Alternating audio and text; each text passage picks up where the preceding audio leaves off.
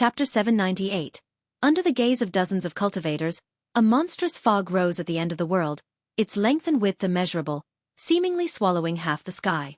In the endless darkness appeared a pair of terrifying eyes, like two blood moons, oppressive and eerie. Dozens of cultivators felt their hearts race with fear, but when the gallant silverbird's majestic form entered their sight, their terror instantly dissipated a great deal. The silver-white divine bird showed no fear. As its divine wings vibrated, it did not stir up winds, seeming not to belong to this world, making it appear all the more agile. Suddenly, the silver-white divine bird abruptly accelerated, transforming into a rainbow of 7 colors, charging into the massive black fog, causing the heavens and earth to erupt with dazzling radiance, compelling dozens of cultivators to instinctively close their eyes, unable to look directly ahead. Roar! A hysterical roar echoed in their ears, deafening, yet they were no longer afraid, because within those roars they heard despair. Those unyielding, supremely cruel evil demons were in despair. What an inspiring thing!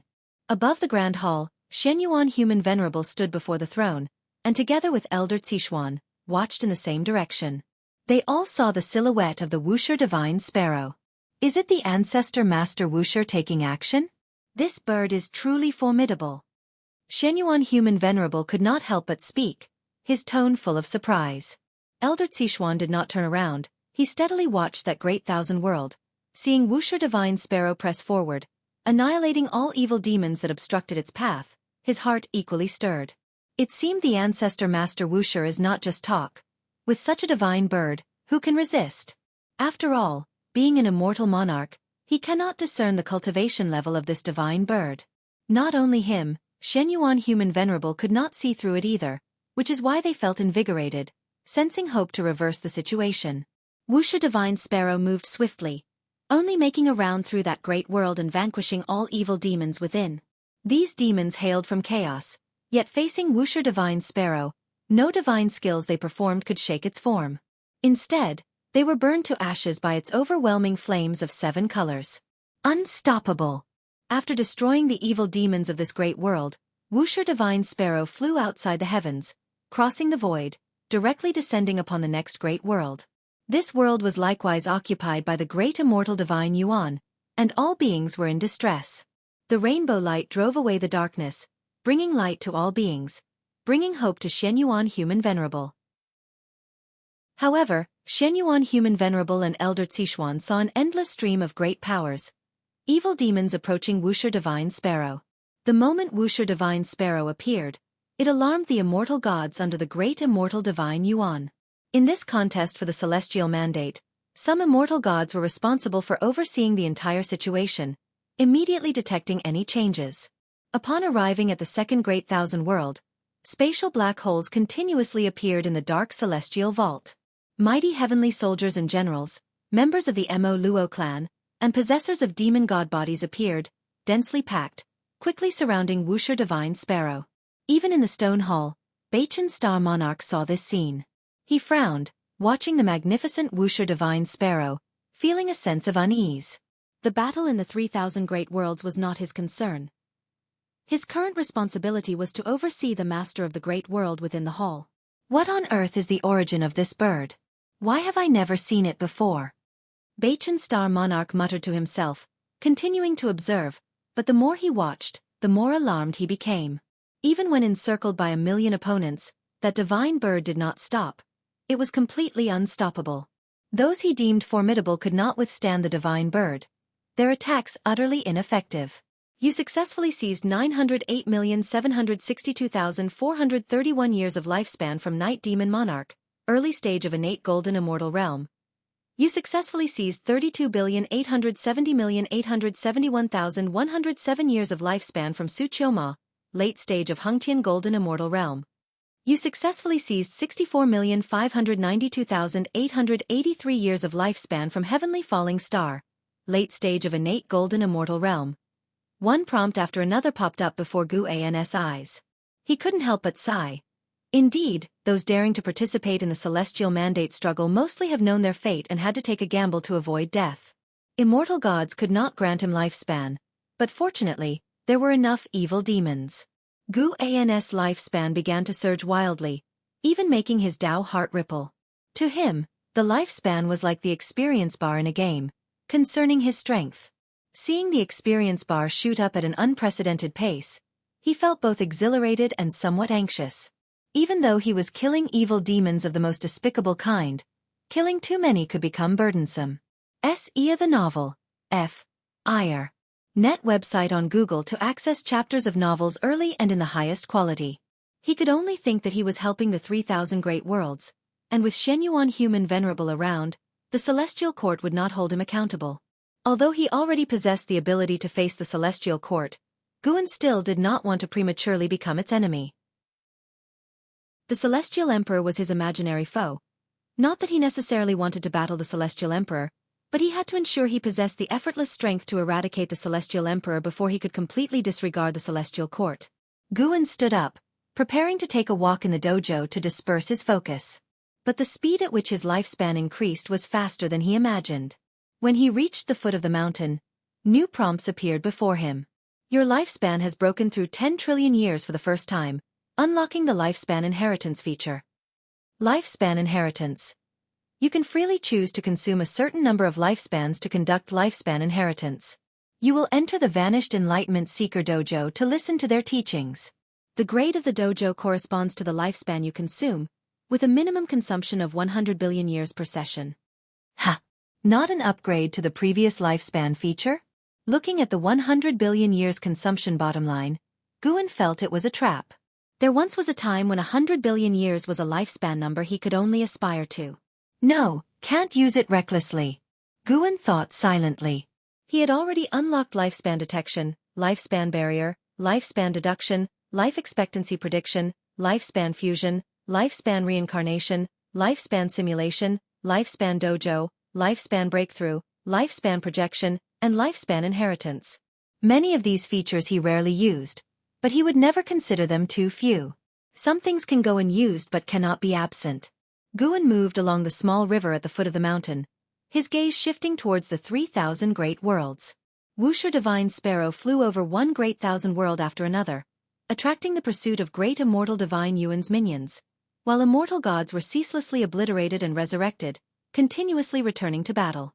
Meanwhile, the Mo Luo clan was frightened, and the number of those going to support dwindled.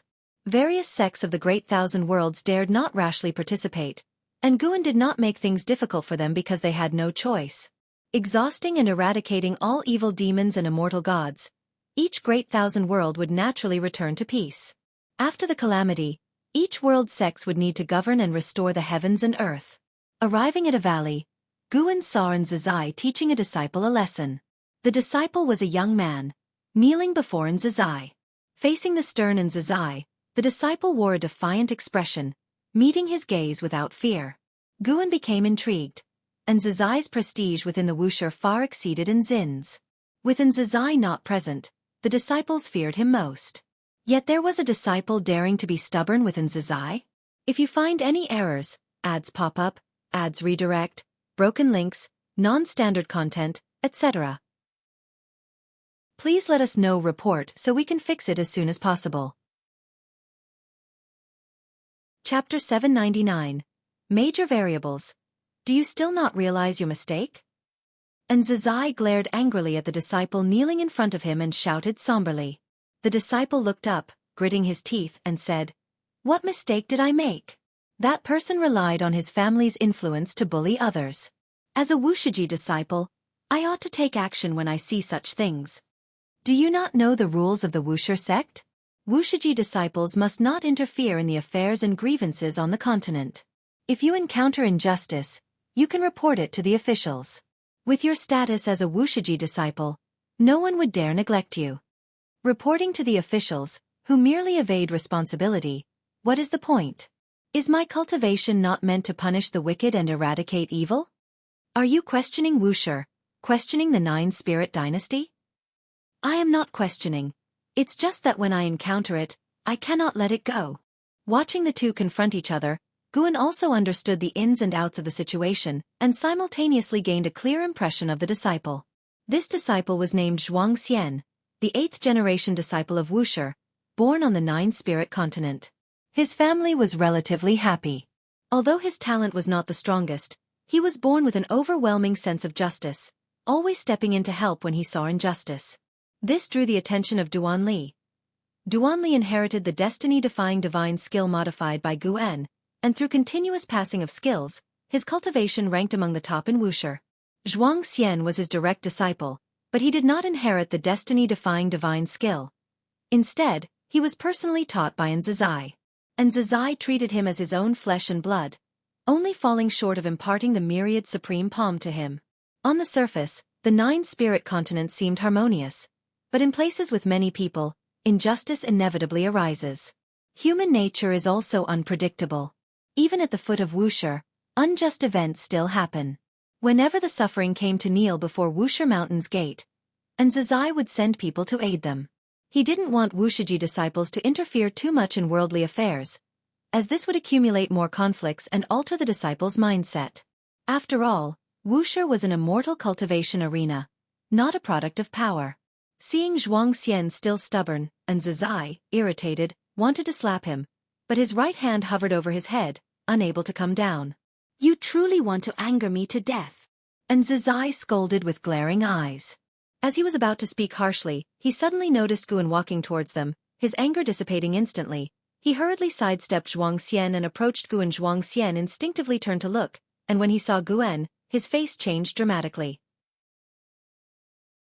He immediately bowed his head, his heart suddenly in turmoil. He was not familiar with the ancestor but had met him a few times. Although they didn't have much interaction, he admired the ancestor the most. Thinking he might embarrass himself in front of the ancestor threw his heart into chaos. However, he did not regret it. He believed he hadn't done anything wrong. Even if he were expelled from Wuxia, he wouldn't regret it. "Do you intend to strike your junior?" Guan came to Nzizai and asked with a smile, and before his eyes, messages about seizing lifespan kept popping up, putting him in a very pleasant mood. Nzizai almost broke into a cold sweat hearing this. He helplessly said, "Who told him to be so stubborn?" He narrated what Zhuang Xian had done, seemingly angry, yet his tone unavoidably conveyed a sense of gratification. Zhuang Xian was righteous, loved to fight against injustice, and refused to yield. A disciple like this was rarely found even at the Wuxia dojo. Though Wuxiji disciples were not evil, because of countless years of transmission, most had developed a detached attitude, put harshly, indifference. Nzizai understood Guan's constraints were out of fear that the disciples would become too indulgent, so he was in no position to judge whether the rules of Wuxia were right or wrong. He needed to follow Guan's established rules. "He's quite good like this. Different ways should be allowed. As long as one is wholeheartedly benevolent, it's not necessarily bad. If you want to forge him, why not let him go out and train?" Guan, smiling, commented. Somehow, looking at Zhuang Xian reminded him of his reincarnation body, Yang Xian, who also loved to stand against injustice, unyielding, though not as impetuous as Zhuang Xian. Speaking of which, Liya also possessed a sense of justice, but Liya acted with more discretion, never being stubbornly fixated. He idles around every day. If he wants to cultivate to the Zizai immortal realm, he may still need some time. And Nzizai shook his head and sighed. "It's all right, let him go ahead. Consider it an exception." Guan waved his sleeve with a generous laugh, but his words instead made Nzizai hesitate. Nzizai hesitated in speaking, and Guan, reading his thoughts, reproached, "I say training means training. I never beat around the bush. I also want to see if, after experiencing the red dust, he will still maintain such a pure heart. I am very much looking forward to it." With that, Guan walked towards the distant mountains and forests, his gaze gliding over Zhuang Xian's back without a trace. Nzizai froze, then grew delighted and promptly bent in salute towards Guan. After Guan disappeared into the forest, Nzizai approached Zhuang Xian. At this moment, Zhuang Xian was apprehensive, uncertain if the ancestor's arrangement was to train him or to suppress his spirit. Nzizai looked down at him and said, "You heard him, prepare to go out and train. As for when to return, I won't limit you, but you must stay outside for at least 1,000 years." Zhuang Xian, fearless, responded loudly, "All right. I will never let you or the ancestor down." His words sounded like a promise, but his tone seemed to oppose Nzizai. Nzizai glared at him, urging, "Hurry up and get out of here." Zhuang Xian knelt and bowed to Nzizai, then stood up and left. Be sure to inform your master first. And Zizai instructed. Upon hearing this, Zhuang Xian waved his hand as he walked away without looking back. Ia the Oval Fire. Et website on Google to access chapters of novels early and in the highest quality. Watching his back, and Zizai's stern expression faded, replaced by anticipation. How many years had it been? It was the first time the ancestor personally arranged for a disciple to train, also anticipating whether this boy would change his will. I hope you truly remain as repulsed by evil as you claim. If you maintain it, you will turn the tide, which is also the good fortune a righteous heart should have. And Zizai thought silently, having realized a deeper meaning. If Zhuang Xian returns and earns Guan's commendation and inheritance, it will inspire other disciples to foster a spirit of goodwill and guide them towards the direction Wuxia should take. But then again, the ancestor seemed so happy. What exactly happened? And Zizai turned to watch where Guan had gone, curious about what had transpired. Meanwhile, Guan continued along the mountain path, sunlight streaming through the gaps in the leaves, falling upon him. The prompts in front of him had not ceased. His lifespan had already increased to an astonishing degree. He even felt that after this battle, he could pursue a higher realm. Of course, it would be best to lay low for now. If he broke through again, even amidst chaos, it might alarm the entire celestial court, possibly rousing the celestial emperor from his immersion in reincarnation. At that moment, Guan raised an eyebrow. A turn of events occurred in the battle across the 3,000 great worlds. Even such beings are joining the fight? This was an occurrence never before seen in the previous fates, indicating something extraordinary lay behind the great immortal divine Yuan. If you find any errors, ads pop up, ads redirect, broken links, non-standard content, etc., please let us know. Report so we can fix it as soon as possible. Chapter 800. Not allowed to roam freely inside the dimly lit Great Hall, all the masters of the great worlds were already awake, sitting in meditation, reviewing their earlier gains. Zhu Shi suddenly opened her eyes, her eyebrows knitted tightly, a look of confusion in her eyes. As she pondered, she lifted her gaze when she caught sight of Baichen Star Monarch, and couldn't help being drawn to his expression. Baichen Star Monarch stood on the steps, gazing at the dark celestial vault outside the palace. It was unclear what he was thinking, but his expression clearly showed he was troubled. Could it be that the Son of Heaven met with mishap? Zhu Shi instantly thought of this. She closed her eyes to avoid being noticed by Baichen Star Monarch. But she was no longer able to cultivate peacefully. If something truly happened to the Son of Heaven, wouldn't it mean the celestial throne struggle would shift? Even though the great immortal divine Yuan had already reclaimed 90% of the great worlds, Zhu Shi always felt uneasy, because no matter how she looked at it, the actions of the great immortal divine Yuan did not conform to the heavenly Tao. How could immortal gods drive evil demons into battle and allow them to devour all living beings? Although the Tai Wei Great World was spared from the evil demons occupying and spreading chaos, it was only because she allied with the great immortal divine Yuan at the beginning of the celestial throne struggle. She had heard of the fate of other great thousand worlds, all of which had become human purgatories under the occupation of the great immortal divine Yuan. It was precisely because of these actions that left these auxiliary forces confused and uneasy, fearing that after the great immortal divine Yuan's victory, their meritorious deeds would be erased. If this Son of Heaven truly fails, how should the Tai Wei Great World conduct itself? Zhu Shi thought with a heavy heart. Although she was an outsider, she had been in the Tai Wei Great World for so many years and founded the new holy court. She had come to regard the Tai Wei Great World as her own, and did not wish for it to become yet another purgatory for evil demons. Meanwhile, in another great hall far away, Shen Yuan Human Venerable and Ci Xian Old Immortal were also observing the battle. Unlike Baichen Star Monarch's worried expression, these two immortal gods were very excited, praising the power of the Wuxia Divine Sparrow. Even if a supreme immortal takes action, it might not stop this bird. Ancestor Master Wuxia is truly formidable to rear a divine creature like this.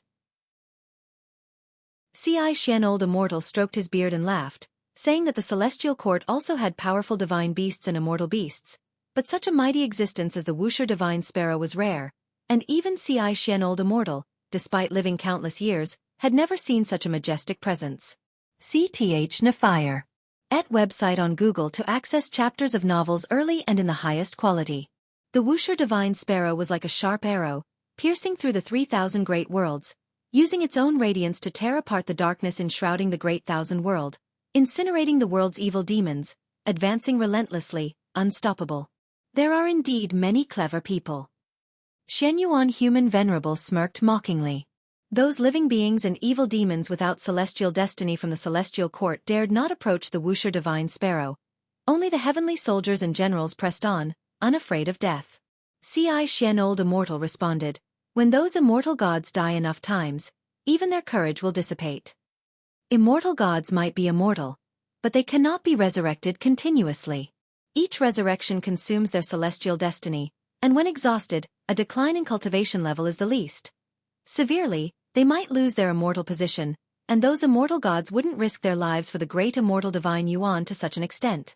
Shen Yuan Human Venerable nodded. The situation was favorable, which also improved his mood greatly. He was about to say something when his expression suddenly changed. Ci Shen Old Immortal also sensed something. His eyes widened in disbelief as he exclaimed, "How is this possible?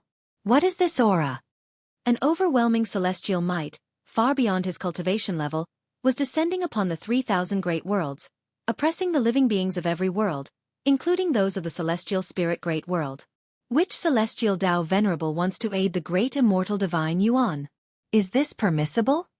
Ci Shen Old Immortal anxiously asked, feeling it unfair that when the tides were about to turn in their favor, a celestial Tao Venerable came to support the great immortal divine Yuan. The celestial throne struggle does not allow celestial Tao Venerables to intervene. The most important test is to win over the mortal spirits. Ancestor Master Wuxia lacks celestial destiny, which is within the rules.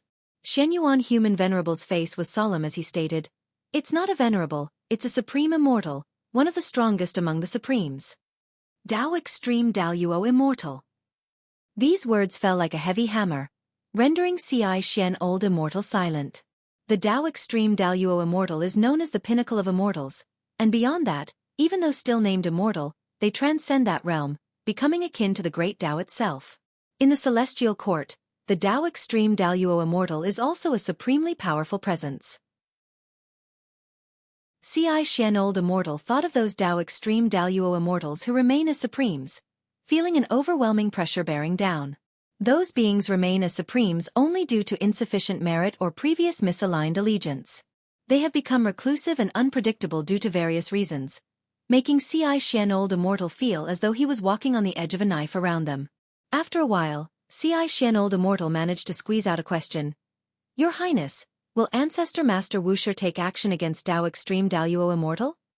Shenyuan Human Venerable did not answer. His pupils reflected the form of the Wuxia Divine Sparrow. The Wuxia Divine Sparrow seemed unaware of the arrival of the Tao Extreme Daluo Immortal. Continuing to press forward, the immortal gods along the way were like countless light stars disintegrating upon contact, unable to halt its advance. Within the Taoist field of the beginningless, Guan continued to wander, no longer seeing lifespan prompts before him, as now all the enemies besieging the Wuxia Divine Sparrow were immortal gods, which left him slightly regretful. Even the Tao Extreme Daluo Immortal wants to participate in the celestial throne struggle. It seems that no matter how high the cultivation level, there are times when one cannot see through the situation. Guan thought silently, though he did not consider the Tao Extreme Daluo Immortal a threat. He couldn't help but reflect upon seeing the involvement of a Tao Extreme Daluo Immortal. In the endless Tao Mountain, the Tao Extreme Daluo Immortal was a supreme existence. Even immortal gods were willing to listen to their teachings. Tao Extreme Daluo Immortals possessed vast divine skills, capable of traversing past and future, even creating worlds. Theoretically, such beings should have found freedom, yet why engage in great cause and effect? Shenyuan Human Venerable holds the Celestial Emperor's Heavenly Tao Emperor Jade. Could it be that behind the great immortal divine Yuan, there is a will challenging the Celestial Emperor? It seems that even the Tao Extreme Daluo Immortals in the Celestial Court cannot achieve true freedom. A figure appeared out of thin air before Guan. It was an Exian. Her eyes already turned into a mortal emperor's eye. Her purple pupils exuding such a sinister depth, unfathomable. "Master, is there a formidable enemy approaching?" An Exian asked with a frown. She had been in seclusion for enlightenment, but suddenly felt an unsettling aura, her divine sense dispersed, discovering that all living beings in the world felt it, some becoming uneasy, some fearful, and some confused. Guan stopped his steps, looked up and said, It's not aiming at the celestial spirit great world, that individual intends to seize the 3,000 great worlds. Who is it, and why do this? An immortal god, probably here for the celestial throne struggle. Guan's response deepened the frown on Nzin's brow. Another celestial throne struggle. How many years has it been, and why is it not over yet? Guan's gaze traversed one great thousand world after another, across the void universe, to the dark void outside the 3,000 great worlds. The 3,000 great worlds are not situated in the same dimension, nor are they adjacent, but a mystical cause and effect links them from different directions. At this moment, within the darkness, a hand was raised, a white right hand with a broad and long white sleeve extending from the wrist. This hand slowly turned over, palm facing forward, beginning to advance. As its 5 fingers started to close, countless star-like lights appeared in the palm, too many to count. When this hand formed a fist, the celestial vault of the 3,000 great worlds suddenly darkened, day turned to night, and night became even darker. An Xian, standing next to Guan, was astonished by this scene, instinctively looking towards Guan. If you find any errors, ads pop up, ads redirect, broken links, non-standard content, etc., please let us know. Report so we can fix it as soon as possible.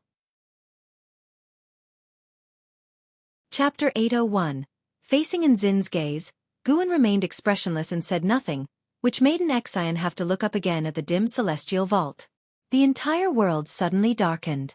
The all-living beings of the 9-spirit continent were in an uproar. The noise was deafening. Even under the protection of Wuxia, it was like this, let alone the outside world. The multitudes were terrified and uneasy. Countless great cultivators came to outer heaven, discovering that the celestial Tao light layer covering the celestial spirit great world had turned dark, which was why the world was in night. Looking at the pitch-black celestial Tao light layer, all the great cultivators felt a chill on their backs, always feeling that a catastrophe was imminent, which made everyone feel oppressed. Other great thousand worlds were similarly enveloped in an atmosphere of panic.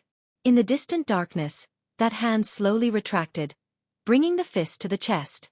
It belonged to a man in white robes, his figure tall, white hair casually draping, with a white jade head ornament on his forehead.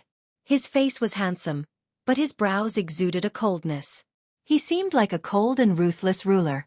Even as he held the 3,000 great worlds in his hands, causing countless creatures to fear, his expression did not change in the slightest. Suddenly, his eyes narrowed, focusing on his right fist. Silvery flames seeped through the gaps of his fingers, causing this Tao Extreme Daluo Immortal to feel a burning pain, and a look of astonishment appeared in his eyes. He then opened his right fist, and silver flames surged in his palm, like a mountain flood, rushing into the dark void. SAR the Novel Fire, NE*T website on Google to access chapters of novels early and in the highest quality. The white-robed Daluo Immortal raised his gaze to see a magnificent figure manifesting within the vast silver flames. It was the Wuxia Divine Sparrow. The Wuxia Divine Sparrow rapidly expanded, its wings spreading out with gusts of air, fluttering the white-robed Daluo Immortal's robes, looking down upon him. In front of the Wuxia Divine Sparrow, the white-robed Daluo Immortal was as small as sand before Mount Tai. The white-robed Daluo Immortal looked up at the Wuxia Divine Sparrow, with his right hand still held at his chest, with a dense number of spots of light hovering above his palm, and those were the 3,000 great worlds. Holding the 3,000 great worlds, his aura was so steady that he wasn't suppressed by the Wuxia Divine Sparrow. Who are you, with such cultivation level, yet not belonging to the celestial court? Perhaps you and I have met before. The white-robed Daluo Immortal spoke, his tone exuding a sense of supremacy. He may not have been the strongest existence, but he was definitely one of those who have lived the longest, having even ventured into chaos. The Wuxia Divine Sparrow did not answer him, it merely floated before him, flapping its wings. The heavenly will belongs to the great immortal divine Yuan. I hope fellow Taoist does not oppose it. The defeat of Shen Yuan Human Venerable is already certain, so why act at this critical juncture? The white-robed Daluo Immortal inquired, his Tao Extreme Daluo Immortal aura fully erupting, causing immortal gods and great powers within the 3,000 great worlds to be awed. To think even such an existence is taking action.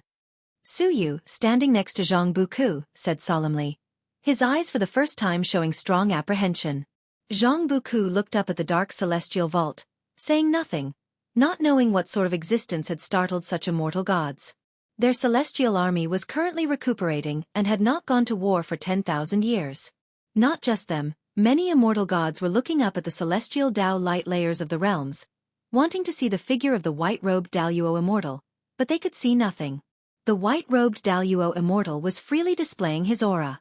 He looked at the Wuxia divine sparrow, his lips curling into an arrogant smile, a smile of supreme confidence.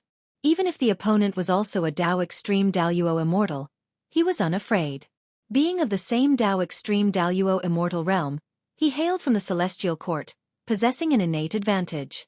Moreover, he hadn't had a hearty battle for many years, seldom fighting since stepping into the Tao extreme Daluo immortal realm. The Wuxia divine sparrow continued flapping its wings, seemingly not understanding his words, giving no response, retreating neither forward nor backward, which made a cold gleam flash in his eyes. In that case, let me personally drive you away.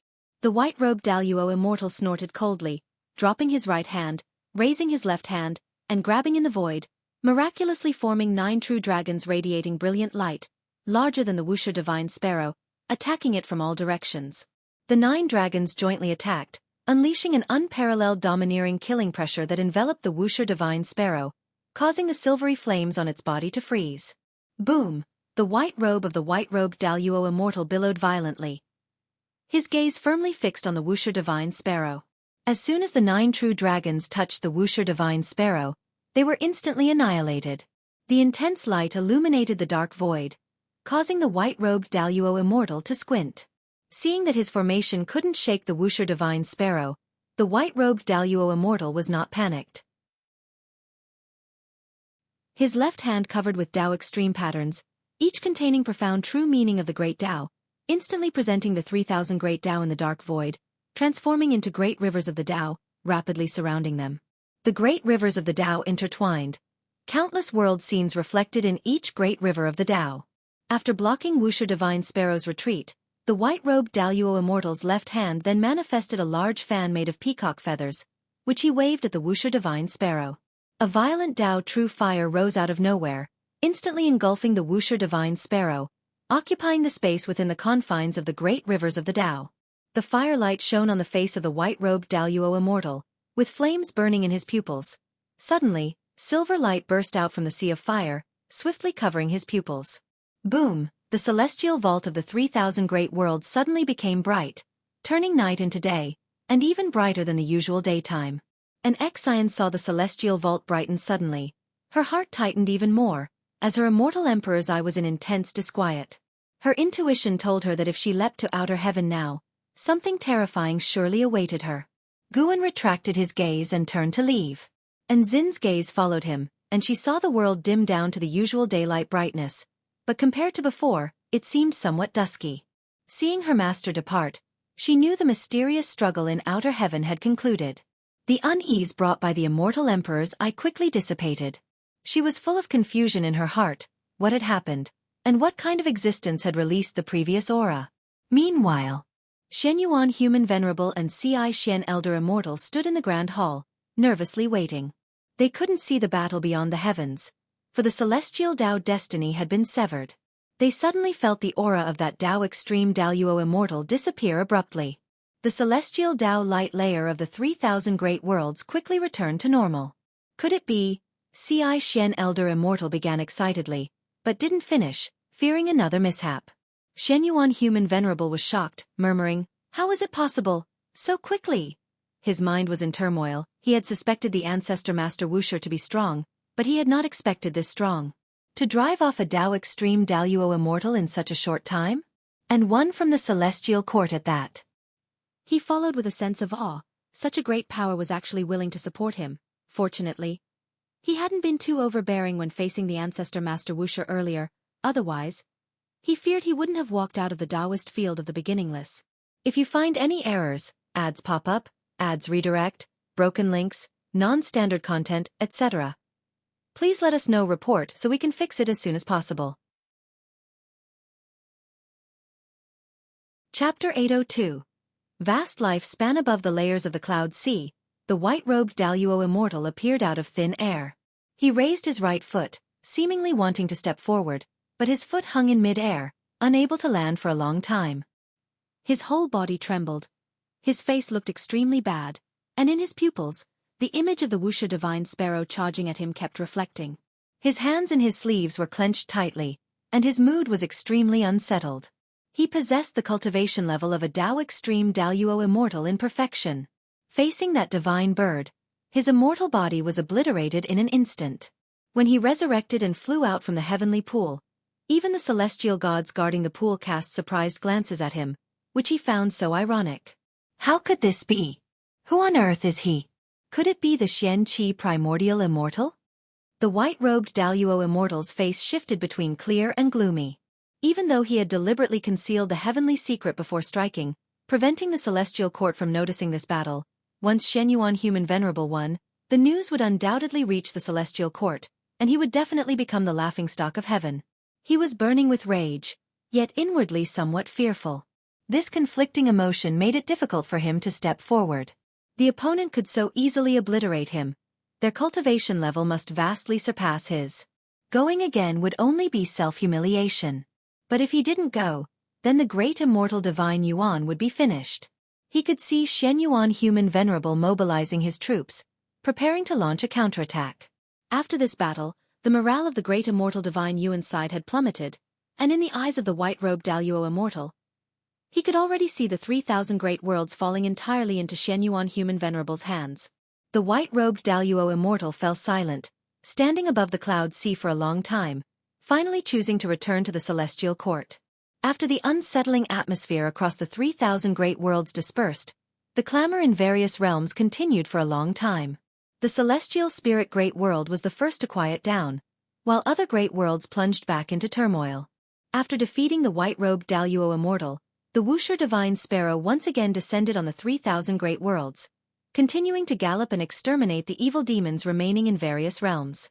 This caused more and more evil demons to flee, and the number of immortal gods coming to stop the Wuxia divine sparrow dwindled. Until dusk, Guan retrieved the Wuxia divine sparrow.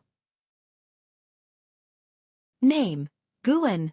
Lifespan: 29,681,470/231,534,321,418,460. Physique: Primordial Infinite Creation Tao Body. Cultivation Level: Primordial Profound Venerable Immortal Realm Perfection. Guan's lifespan increased to 230 trillion years. When he broke through the 100 trillion years lifespan, he didn't activate new lifespan abilities or upgrade opportunities, but he didn't mind, as he was enjoying the joy brought by the enormous lifespan. Breaking through to the next great realm is secure. Guan was overjoyed, but worry followed. Today, the Wuxia divine sparrow slaughtered far too many evil demons, and their cultivation levels were not low, involving unimaginable cause and effect. Now lifespan alerts continuously appeared before Guan's eyes, not to seize lifespan, but to predict life expectancy in determining cause and effect nemesis. The life expectancy prediction is indeed a good thing, at least it gives him a sense of crisis. No matter how high his cultivation, seeing these endless enemies was inevitably disconcerting. Guan shook his head, ready to fish to soothe his mood. The 9 spirit continents' dusk was beautiful, with birds flying across the sky like they carried hope. Everything appeared so harmonious. In the distance within a valley, Tai Immortal Monarch and the 72 immortals of Jin Dong stood on the grass, looking up at the celestial vault, their gaze directed toward the other great thousand world, all immortal gods' faces filled with shock. Did it really turn around? Who on earth is that divine sparrow? So terrifying, those chaos evil demons, immortal gods turned to ash before it. The one who earlier concealed the heavenly secret must be an even more terrifying existence. That divine sparrow disappeared for a while. When it returned, the heavenly secret resumed. Something must have happened in between. Human Venerable actually still had such means hidden. The 72 immortals of Jin Dong talked excitedly, not because they supported Shenyuan Human Venerable, but seeing him, seemingly defeated, suddenly reverse a defeat lasting millions of years within one day was so thrilling, making them inevitably excited. Purple Dragon Star Monarch noticed Tai Immortal Monarch remaining silent, wondering what he was thinking, his brow furrowed. Unable to hold back, he transmitted his voice to inquire, "Immortal Monarch, do you know the origin of that divine sparrow?" Tai Immortal Monarch turned back, glancing sideways at him, which made his heart tremble with excitement. Could it be? Purple Dragon Star Monarch thought of something. He got excited as well, recalling his experience upon coming to the celestial spirit great world. It felt dreamlike. It was not the first time he was shocked by Ancestor Master Wushi's cultivation. Who on earth is this person? He suddenly suspected Ancestor Master Wusher to be an avatar of a celestial Tao Venerable. Only this possibility made sense. Going forward, build the celestial spirit great world well. It will be our greatest opportunity. Tai Immortal Monarch said solemnly, making Purple Dragon Star Monarch nod. Don't be fooled by Tai Immortal Monarch's calm demeanor.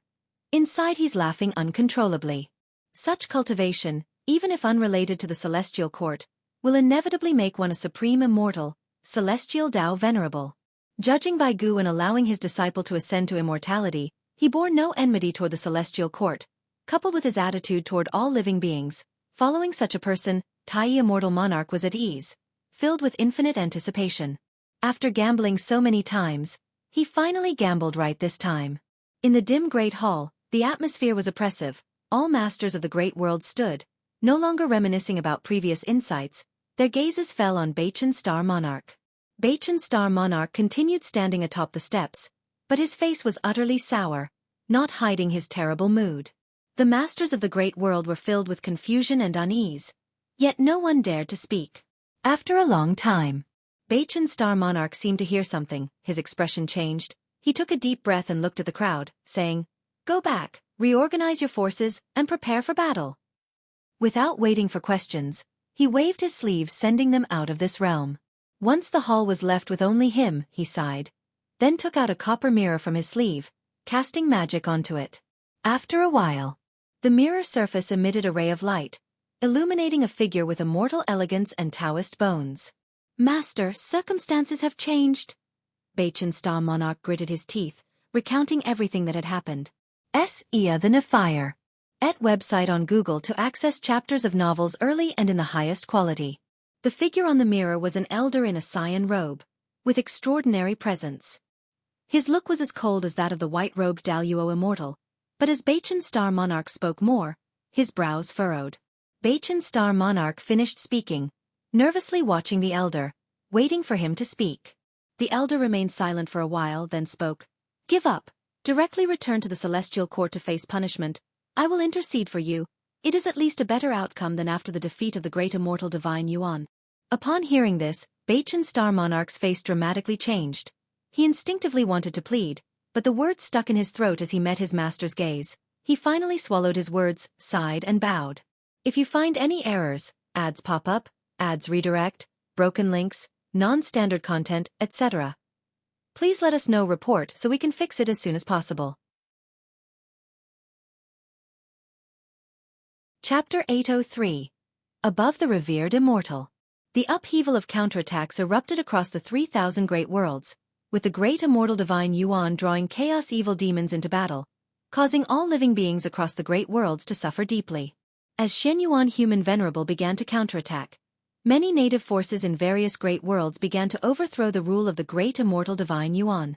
The Wusher Divine Sparrow flew across the 3,000 great worlds, witnessed by countless living beings. Everyone believed that the Wusher Divine Sparrow brought victory and hope. Shrines and temples dedicated to the Wusher Divine Sparrow sprang up like mushrooms after rain across various realms. The Wusher Divine Sparrow was bestowed numerous titles. In the years that followed, even Guan, who was far away at the Taoist field of the beginningless, could sense a unique destiny rushing toward him, which was the faith of all living beings in the Wusher Divine Sparrow. The destiny born from this faith was extremely complex. It could help him enhance his cultivation level, allow him to create magical treasures, spiritual objects, and more. It could be said to be omnipotent. No wonder the immortal gods desire incense from the human world. It is worth mentioning that merit does not belong to the heavenly Tao. Guan directly stored this merit within the Wusher Divine Sparrow, keeping it for later use. He didn't intend to enhance his cultivation level with a merit, but rather saved it for any unforeseen use. In the years that followed, there were no major changes in the celestial spirit great world, but the 3,000 great worlds descended into unprecedented frenzy. The more oppression inflicted by the great immortal divine Yuan, the more emotions were released by all living beings now. However, without a powerful force like Guan stepping in, Shenyuan Human Venerable needed time to annex all the great thousand worlds of the great immortal divine Yuan. In the blink of an eye, 3,000 years passed. Guan sat within a bamboo grove, boiling tea while gazing at the 3,000 great worlds. After so many years of counterattacks, 60% of the great worlds had fallen under Shenyuan Human Venerable, while the morale on the side of the great immortal divine Yuan plummeted. More and more immortal gods abandoned their support for the great immortal divine Yuan and switched to supporting Shenyuan Human Venerable, including many new faces. Even immortal gods have a human side. Seeing that Shenyuan Human Venerable was likely to win, many immortal gods wanted to contribute to his success. To stabilize the situation, under the persuasion of Zixuan Old Immortal, Shenyuan chose to accept these immortal gods' help, even sharing benefits with them and allowing them to spread Taoism in the human world. What seemed like a battle between two sons of heaven was, for many immortal gods, a rare opportunity. Each immortal god possesses immortal authority. It's not something that can easily be exercised by descending to the mortal world to preach, which is why the previous immortal god did so by sending dreams, as his true self could not appear. Guan watched the actions of those immortal gods, as if watching a play, while contemplating his next breakthrough plan. With such a long lifespan, he could completely improve himself in all aspects, but he felt his current Taoist techniques were already strong enough, adequate, for now, since he wasn't experiencing any pressure from others in the same realm. Search * the novel, F. Iyer. Et website on Google to access chapters of novels early and in the highest quality. However, upon recalling the Celestial Emperor's reincarnation encountered by Gu Xianyu, he changed his mind. No. He not only needed a higher cultivation level, but his combat power must also far surpass others in the same realm. To be invincible does not mean having no rivals one-on-one, but rather being undefeated no matter how many enemies come. Guan even started hypothesizing the possibility of multiple Celestial Emperors existing in the Celestial Court, since the position of Celestial Emperor can be inherited. What if the ancient Celestial Emperor wasn't dead? Just as Guan pondered, two figures walked out from the bamboo grove. They were Zizai and Zhuang Xian. Zhuang Xian had been training outside for 3,000 years, and aside from his somewhat travel-worn appearance, his overall demeanor and vital energy showed little change. The two arrived beside Guan and bowed in greeting. And Zizai spoke, "Ancestor, Zhuang Xian has returned from his training excursion. Is there anything you'd have him do?" The reason for asking this was his hope that Guan would take notice of Zhuang Xian and personally nurture this young man. Gaining Guan's direct teachings would certainly enable him to surpass other disciples, just like in Zizai. Among those of a younger generation, there were many with talent and comprehension beyond him, yet beneath the second-generation disciples, none could shake his standing in terms of power and status. Zhuang Xian looked at Guan without much excitement, appearing very composed. Guan raised his eyes to evaluate Zhuang Xian and asked, "During this excursion, were there any tasks beyond your power?" Zhuang Xian replied, "Yes, many. My cultivation is too weak to help many people. Some demon sects need destroying. I will cultivate properly and venture out again in the future." He didn't directly ask Guan to intervene, which made Zizai reassess him. In fact, over the years, Zizai had constantly been observing him, aware of all his experiences. Zhuang Xian had been furious and irrational, but once he returned to the beginningless, he exhibited calmness. He wouldn't let others help enforce his will. Any regrets? Yes, I was deceived into thinking she would truly reform, only for her to cause more deaths. Even after personally killing her, it didn't change this fact. I swore never to show compassion again. Did anything occur that shook your beliefs? Yes, I met someone who upheld justice, helping mortal spirits everywhere indiscriminately, whether humans or untransformed beasts. He aided without seeking anything in return. He saved many mortal spirits, yet in the immortal cultivation realm, he was a demon, notorious for refining soul banners from cultivators. I don't know whether to label him as good or evil. As he spoke these words, Zhuang Xian's expression turned complex.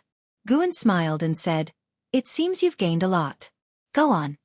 Zhuang Xian immediately bowed and then turned to leave. And Zizai hesitated for a moment, sometimes gazing at Zhuang Xian's departing figure, sometimes looking at Guan, as if wanting to speak but refraining. He's good material. There's no need to rush. When the time is right, I'll teach him Taoist techniques. He himself feels it's not suitable now. Guan picked up the teapot and said softly. Hearing this, Zizai smiled, for Guan's words assured him that Zhuang Xian's future success was promising. He quickly thanked Guan and then refrained from disturbing him further. After Zizai left, Guan decided to make a breakthrough the next day. He had already begun to envision the realm beyond the mixed element profound venerable immortal. Not until nightfall did Guan finally rise and leave. Returning to his courtyard, as usual, he chatted casually with Shen Zhan about trivial matters. On a different note, Zhuang Xian meditated within his cave mansion, the oil lamp on the wall casting light upon the environment. This cave mansion was large, complete with a small lake and a medicine garden, exuding its own special aesthetic. Suddenly, Zhuang Xian opened his eyes, exhaling turbid air.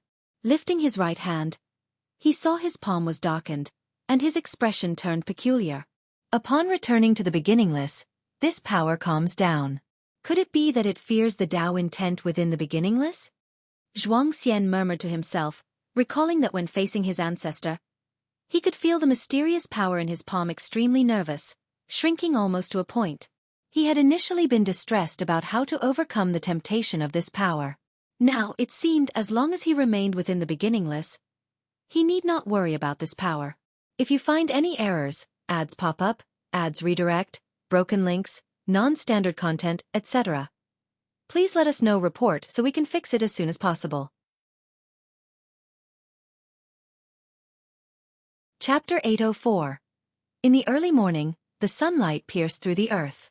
Guan, dressed in a close-fitting white robe, walked out of the pavilion, stretching lazily under the bright sun.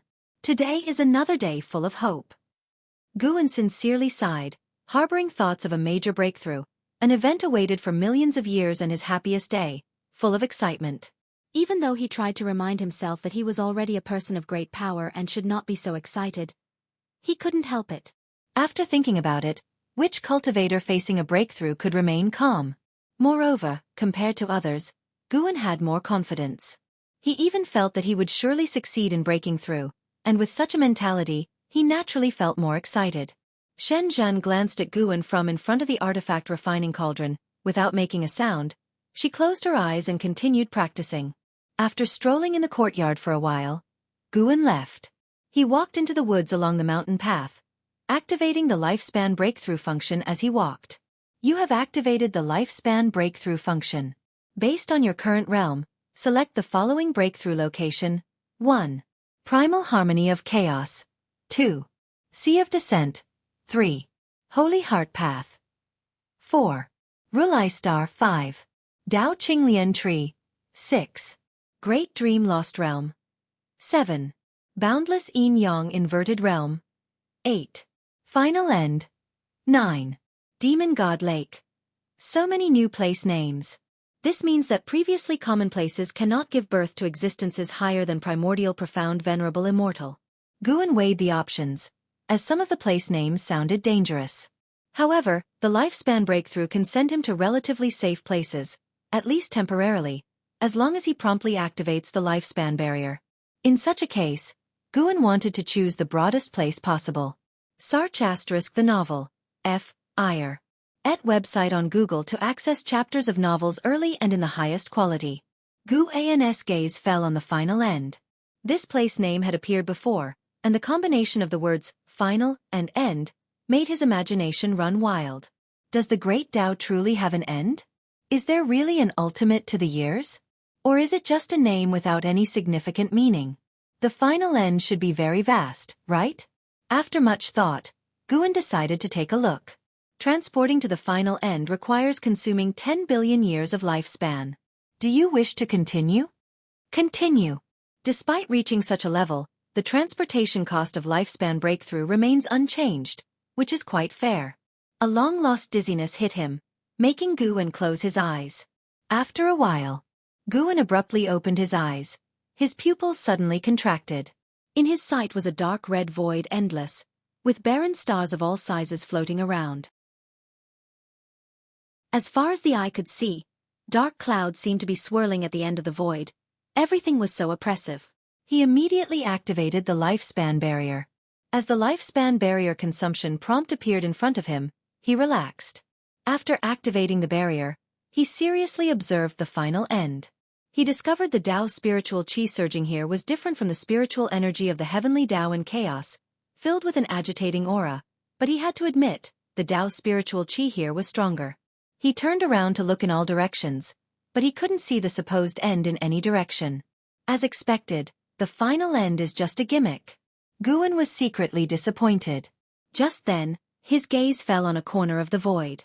He saw a star slowly condensing, growing larger, resembling a barren meteor, with no vegetation, no vitality. As his gaze concentrated on the star, endless cause and effect scenes poured into his eyes. This star surprisingly symbolized a great thousand world, a world containing millions of small worlds, with countless mortal worlds like Earth. However, such a magnificent great thousand world no longer existed. It was a mark left after destruction. Guan immediately looked at other barren stars. Not only the great thousand worlds, but also powerful Taoist lineages, cosmic planes, Tao domains etc., were all marks left after being destroyed. He even saw a type of destiny, similar to the destiny of Taoist emperors and primordial Tao emperors. The destiny star conveyed multitude scenes of cause and effect, where countless cultivators pursued this destiny, dominating and spirited, but ultimately fell with its dissipation. This kind of destiny he had never felt on the path of the great Tao, but seeing its peak, it was definitely not comparable to Taoist emperors and primordial Tao emperors. Hongmeng Venerable. Guan secretly noted the name of this destiny. Perhaps someone still remembered its existence. Now, Guan could understand what the final end was. A place independent of chaos and the heavenly Tao. From here, one couldn't feel the direction of chaos and the heavenly Tao, but whether chaos or the heavenly Tao, the mighty things after extinction left marks here. Guan couldn't understand why the final end formed as it did. The 3,000 Great Taos is just a term. In reality, the Great Taos are innumerable, always with unknown Tao rules existing. But he knew one thing. This place could give birth to existences surpassing the primordial profound venerable immortal. What an unimaginably terrifying existence could be born in such a negative and oppressive place. Guan suddenly felt that the heavenly Tao was small, and even chaos couldn't represent everything. Perhaps the celestial emperor immersing himself in reincarnation wasn't indulgence, but searching for an opportunity to break into a higher realm. Guan took a deep breath, meditating where he was, floating in the void, as if there was invisible land beneath him. First, enhance the physique. Last time upgrading the physique consumed 5 trillion years of lifespan, not seeming much but compared to last time, it was more than 100-fold increase. If this time also increased 100-fold, it would be 500 trillion years of lifespan. This number was quite terrifying. Guan invested lifespan into the physique, one amount after another. Soon, the investment exceeded 5 trillion years of lifespan. Finally he spent 1.2 quadrillion years of lifespan, and his physique ascended to the creation essence body. This was already equivalent to his lifespan consumption when he last broke through a great realm. Guan didn't have time to grieve the life-consuming physique upgrade before an unprecedentedly vast creation flooded into his mind. Profound abyss divine pool. Guan's avatar and Hongya Zi walked on the wasteland. He walked ahead. Hongya Zi followed behind. Hongya Zi held a stone in his hand, like a small knife, inscribed with 2 characters, furrowing his brows in deep thought. Years had passed, and they had yet to escape the predicament. This land seemed endless. Even flying into the sky or digging into the ground was fruitless. Just then, a glow of sunset rushed from behind, swiftly sweeping over the dim celestial vault, brightening the whole world. Hongya Zi looked up, seeing the celestial vault not only lit by the glow of sunset but also appearing in a wave-like distortion. What is this phenomenon? Hongya Zi asked. Having adventured with Guan for so long, he had unknowingly developed a dependence on him. Guan looked up, secretly amazed.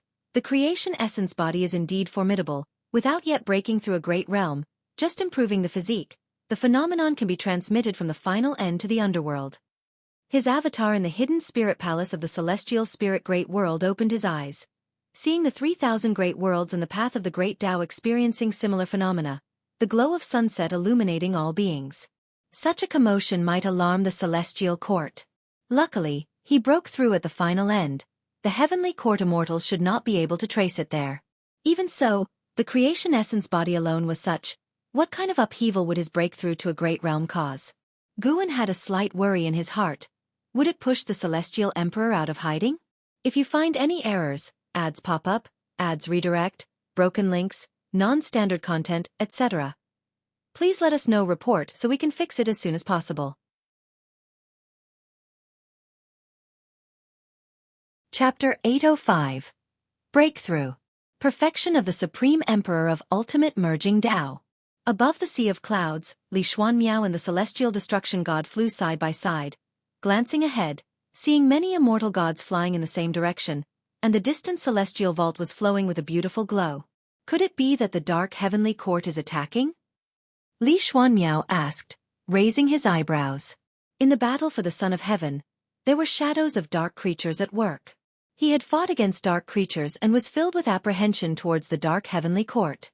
The dark heavenly court was outside the celestial court, yet the celestial court had not taken action, indicating that they were not confident in dealing with the dark heavenly court. Once the dark heavenly court launched an attack on the celestial court, it would inevitably lead to long-term turmoil. Li Xuanmiao was eager to retreat and become stronger, not wanting to keep fighting. Probably not. The celestial order only asked us to assemble. If the dark heavenly court was attacking, Songtian would take the lead. The celestial destruction god responded, the name Songtian evoking wild thoughts in Li Xuanmiao. He had heard of Songtian for years upon arriving at the celestial court, but never witnessed Kangshan's might. It is said that Songtian is not only the will of the heavenly Tao but also the celestial court's most powerful weapon, whose heavenly might eradicates countless evil demons. They stopped speaking and continued forward. Soon, they reached the assembly point of the immortal gods, still above the sea of clouds, but this portion was gathered by countless immortal gods, some towering millions of feet tall, others suspended above like divine beasts. Looking around, it was spectacular beyond words, boundless and magnificent. Ea the Nelfer. Net website on Google to access chapters of novels early and in the highest quality. In front of all the immortal gods, the end of the sky presented an illusory scene, seemingly leading to another cosmic plane. Inside was the chaos void, a terrifying black fog quietly surging without approaching the heavenly Tao, encircling the heaven-suppressing endless tower. Li Xuanmiao and the celestial destruction god landed among the immortal gods, secretly astounded, for even the celestial destruction god had never seen so many immortal gods assembled together. The foundation of the celestial court was truly terrifying. After a moment of reflection, Li Xuanmiao turned his gaze to the space-time entrance ahead, feeling uneasy looking at the black fog. It was clear that something extremely dangerous lay within. It seems unrelated to the dark heavenly court. Yes, there are similar glowing anomalies deep within chaos. Could it be an almighty being breaking through? What cultivation level would it take to stir chaos and the heavenly Tao? The immortal servant I left in the underworld told me there are similar phenomena there too. Speaking of which, in recent years, anomalies have been cropping up frequently. Not a good omen. If it's about breaking limits, how many powerful beings might have secretly arisen? Why are they hiding? Their intentions must be speculated upon. The immortal gods were discussing among themselves, while Li Xuanmiao quietly listened, picking up a lot of intelligence, including names of many non-celestial court forces. The world outside the celestial court was far vaster than he had imagined. The 3,000 great worlds might not be worth mentioning to the celestial court because there are many more powerful forces and enigmatic domains worthy of its caution. What exactly will happen? Li Xuanmiao felt tense, his gaze tightly fixed on the chaotic scene far ahead. An hour later, the glow on the celestial vault began to fade, allowing all the immortal gods to breathe a sigh of relief. However, not long after, the celestial vault displayed countless lightning bolts like snakes silently intertwining. At first glance, the vault seemed to fracture instantly, terrifying, causing the recently relaxed immortal gods to tense up again. The previous glow phenomenon, though attracting the attention of beings across realms, did not appear frightening, so the realms remained relatively peaceful. But with the emergence of new anomalies, all living beings were scared. Even the various battlegrounds of the Son of Heaven conflict were disturbed. All forces were investigating the source of the anomaly, especially the celestial court, but to no avail. Final end. Floating in the void, Guan opened his eyes, his left pupil deep red, right pupil silver blue, seemingly harboring two lotus flowers. He exhaled a breath of impure air. His infinite eternal Tao technique had been upgraded to the infinite supreme merging Tao skill, consuming nearly 20 trillion years of lifespan. Tao Qi eternal divine sense was upgraded to the mind-only Tao Qi divine technique, consuming nearly 4 trillion years of lifespan. This was his critical Taoist technique for hiding cultivation level, indispensable, still enhancing his divine soul and Qi blood. The 3,000 slaying Tao swords were upgraded to the no death no life heaven slaying sword, consuming nearly 3 trillion years of lifespan. The great primordial celestial net step was upgraded to the Hongmeng 3000 steps, consuming nearly 8 trillion years of lifespan. This step technique shifted from shuttle divine power to attack divine power, annihilating a Tao in one step, after 3,000 steps, rendering all Taoist techniques and cultivation of the enemy into nothingness. The great Tao formless body was upgraded to the infinite eternal Tao body, consuming nearly 20 trillion years of lifespan. The demon shadow divine skill had greatly aided Guen, never being abandoned. This divine skill formed a Tao of its own, with endless wondrous methods, enabling someone to attain the Tao. The absolute void eye was upgraded to the extreme demon and immortal pupil, consuming the most lifespan, nearly 60 trillion years. These were his main life-consuming Taoist techniques, and he mastered many more techniques that he wouldn't upgrade one by one. Next was the main event, breaking through the great realm. Looking at the current situation where only a small fraction of his total lifespan was consumed, Guen felt fully assured. This time, he would break through successfully without any concern. He directly invested 1 trillion years of lifespan into cultivation level.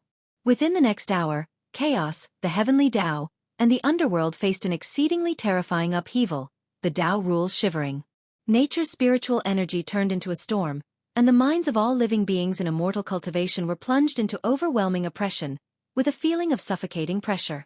The celestial vaults of all realms kept changing colors, anomalies appeared one after another, even bizarre mirage-like scenes occurred, dazzling the eyes. As time passed, all cultivators felt a tremor. The beings within the Taoist field of the beginningless felt better, but they were nonetheless attracted by the constant anomaly mutations in the sky. Within the courtyard, an Xian, celestial demon child, Shenzhen, fairy Yaoxian, and other female cultivators gathered together, while the male cultivators gathered in the distance, discussing the celestial anomaly. The Son of Heaven conflict has just seen a variable, and we now face such anomalies. Shangguan Xiener shook her head, her words sounding like worry, yet her face was full of excited and anticipative expressions. Fairy Yaoxian stood at the edge of the crowd, gazing up at the celestial vault, her brow furrowed. She had spent millions of years adapting to the new era, but faced with such a greatly changing anomaly, she still couldn't see through it. Her intuition told her this anomaly was far more frightening than she imagined. "What are you chatting about?" A gentle laugh came, causing the women to turn their heads. They saw Guen in white clothes entering the courtyard, with his usual smile, instantly dispelling all the unease and tension in their hearts. If Guen was calm, so were they. "Ancestor, what is the reason for this anomaly?" asked the impatient Shangguan Xiener. Guen stopped, looked toward the celestial vault, and said, "This anomaly covers the 3,000 great worlds, envelopes the entire heavenly Tao, chaos too, and even the underworld is mirrored." This remark caused everyone's expression to change drastically. How great a cause and effect must it be? "I don't know either, but with such a vast range, it shouldn't pose a threat to us. If the heavens fell, the celestial court would hold it up." Guen shook his head and smiled. He had already broken through successfully. Unlike before, he had broken through to the perfection realm in one go, but the anomalies of this realm were truly terrifying. Even after his breakthrough ended, they hadn't dispersed, influencing all heavens and myriad realms.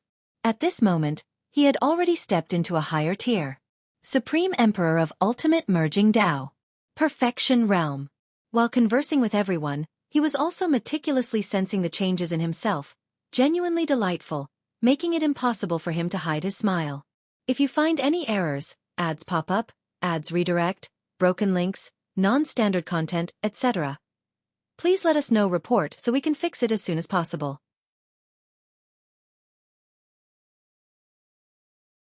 Chapter 806. Integrating into the Great Tao. Supreme Emperor of Ultimate Merging Tao, a transcendent existence surpassing the primordial profound venerable immortal. Just how powerful is this realm? Simply put, In Gu An's eyes, the entire heavenly Tao no longer holds any mystery. Both the past and the future are in his sight.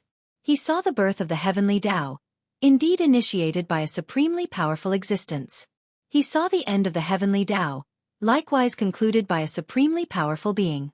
Not only that, he leaps out of cause and effect, and no one can find his past or future. Even if they visit the past or future of his acquaintances, he remains unseen. In the realm of merging Tao, he can integrate himself into the great Tao, coexisting with and enduring alongside the Tao. How can the Tao perish? In a certain sense, as long as he merges with the Tao, he will not die, which is true longevity and immortality. Even if he just steps into the early stage of the Supreme Emperor of Ultimate Merging Tao, he transcends everything, eternally carefree, and upon reaching the perfection realm, Guan feels his physical body has become indistinguishable from the Tao. This is an incomparably perfect realm, so powerful that it defies description with words.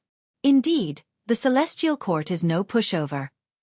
I've heard the struggle for the Son of Heaven isn't over yet. Could these anomalies be related to that struggle? Very likely, there is a Son of Heaven sending chaos evil demons into battle, truly resorting to any means. I hope the struggle for the Son of Heaven ends soon. I can't focus on my seclusion, afraid an enemy might invade at any moment. What you say sounds amusing. Do you really need to protect heaven and earth? An Xin, celestial demon child, celestial Cyan, and others discussed in the courtyard. With Gu An's words present, their mindset became relaxed, even shifting their topic to the struggle for the Son of Heaven. Guan looked up. Though standing in this tiny courtyard, his vision could overlook the entirety of the heavenly Tao. He saw the Celestial Emperor. The Celestial Emperor sat at the highest point of the celestial court, and throughout the range of the heavenly Tao, there were more than 10 million reincarnation bodies of his, some distributed in the past, others experiencing the future, with endless insights into the Tao flowing into his true body through cause and effect. In that highest palace, dark and silent, the Celestial Emperor supported his head with his hand, seemingly resting, yet his posture radiated the most terrifying aura, as if nothing could disturb him. Even the phenomena caused by Gu An's breakthrough couldn't make him open his eyes. Guan could sense that the Celestial Emperor was also a Supreme Emperor of Ultimate Merging Tao. His cultivation was no weaker than Gu An's, but not vastly stronger either, meaning both were within the same great realm. Besides the Celestial Emperor, within the range of the heavenly Tao, there was no third Supreme Emperor of Ultimate Merging Tao. However, there were several primordial profound venerable immortals, all hidden deep within the celestial court, likely those few celestial Tao venerables dwelling in areas Guan couldn't previously discern in the celestial court. Celestial Emperor, I've caught up, and I will surpass you. I hope that when we cross paths in the future, my strength will please you. Gu An's lips curved upward, his smile radiant. Because of the life of Guxuan Yu, he held no hostility toward the Celestial Emperor, even harboring some goodwill, only regarding the Celestial Emperor as an imagined rival to spur his own strength. Shen Zhan happened to see Gu An's expression, and her eyes shifted slightly, involuntarily showing a smile on her face. This sweeping phenomenon involving chaos and the heavenly Tao lasted for several hours, dissipating only when night fell. The celestial spirit great world returned to tranquility, yet Guan could see the celestial court was in chaos, with primordial profound venerable immortal realm celestial Tao venerables hastening to chaos. But this no longer pertained to Guan.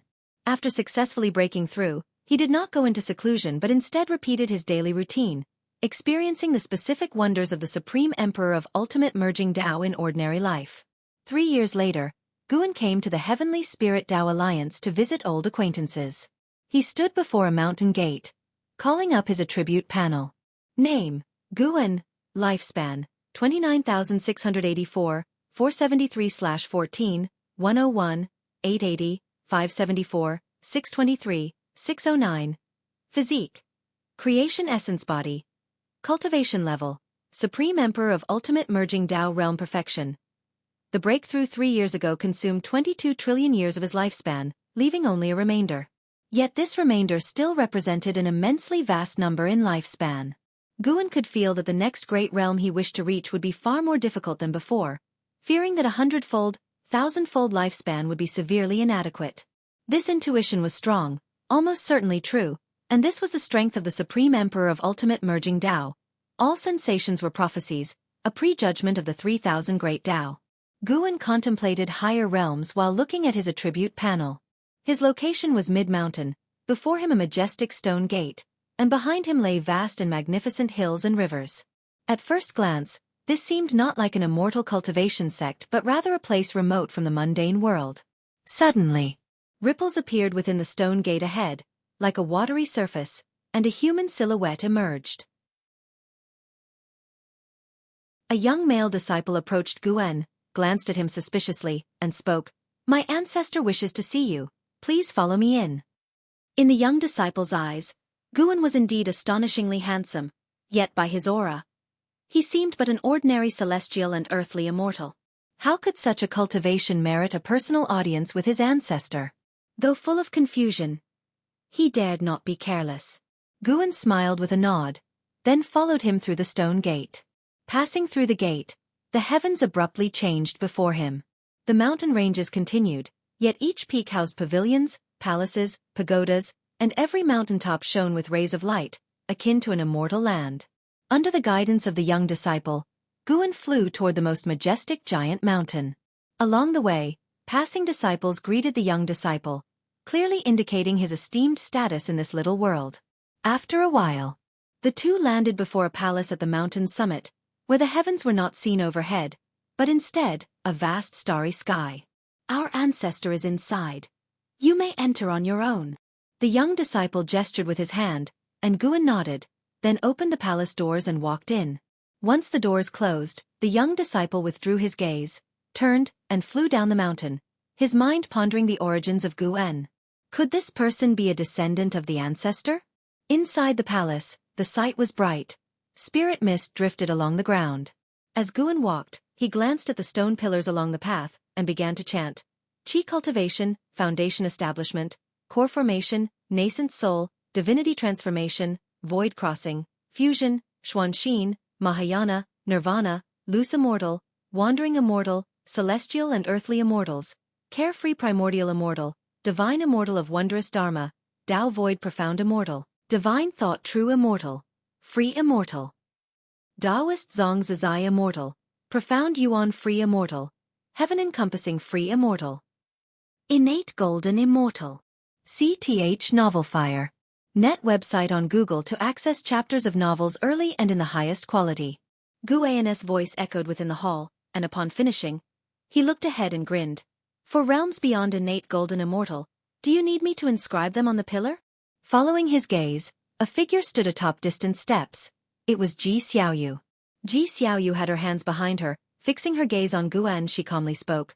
"With your capability, you could have come directly, yet you had me send someone to invite you. It seems you relish pretending to be weak. If you find any errors, ads pop up, ads redirect, broken links, non-standard content, etc., please let us know. Report so we can fix it as soon as possible."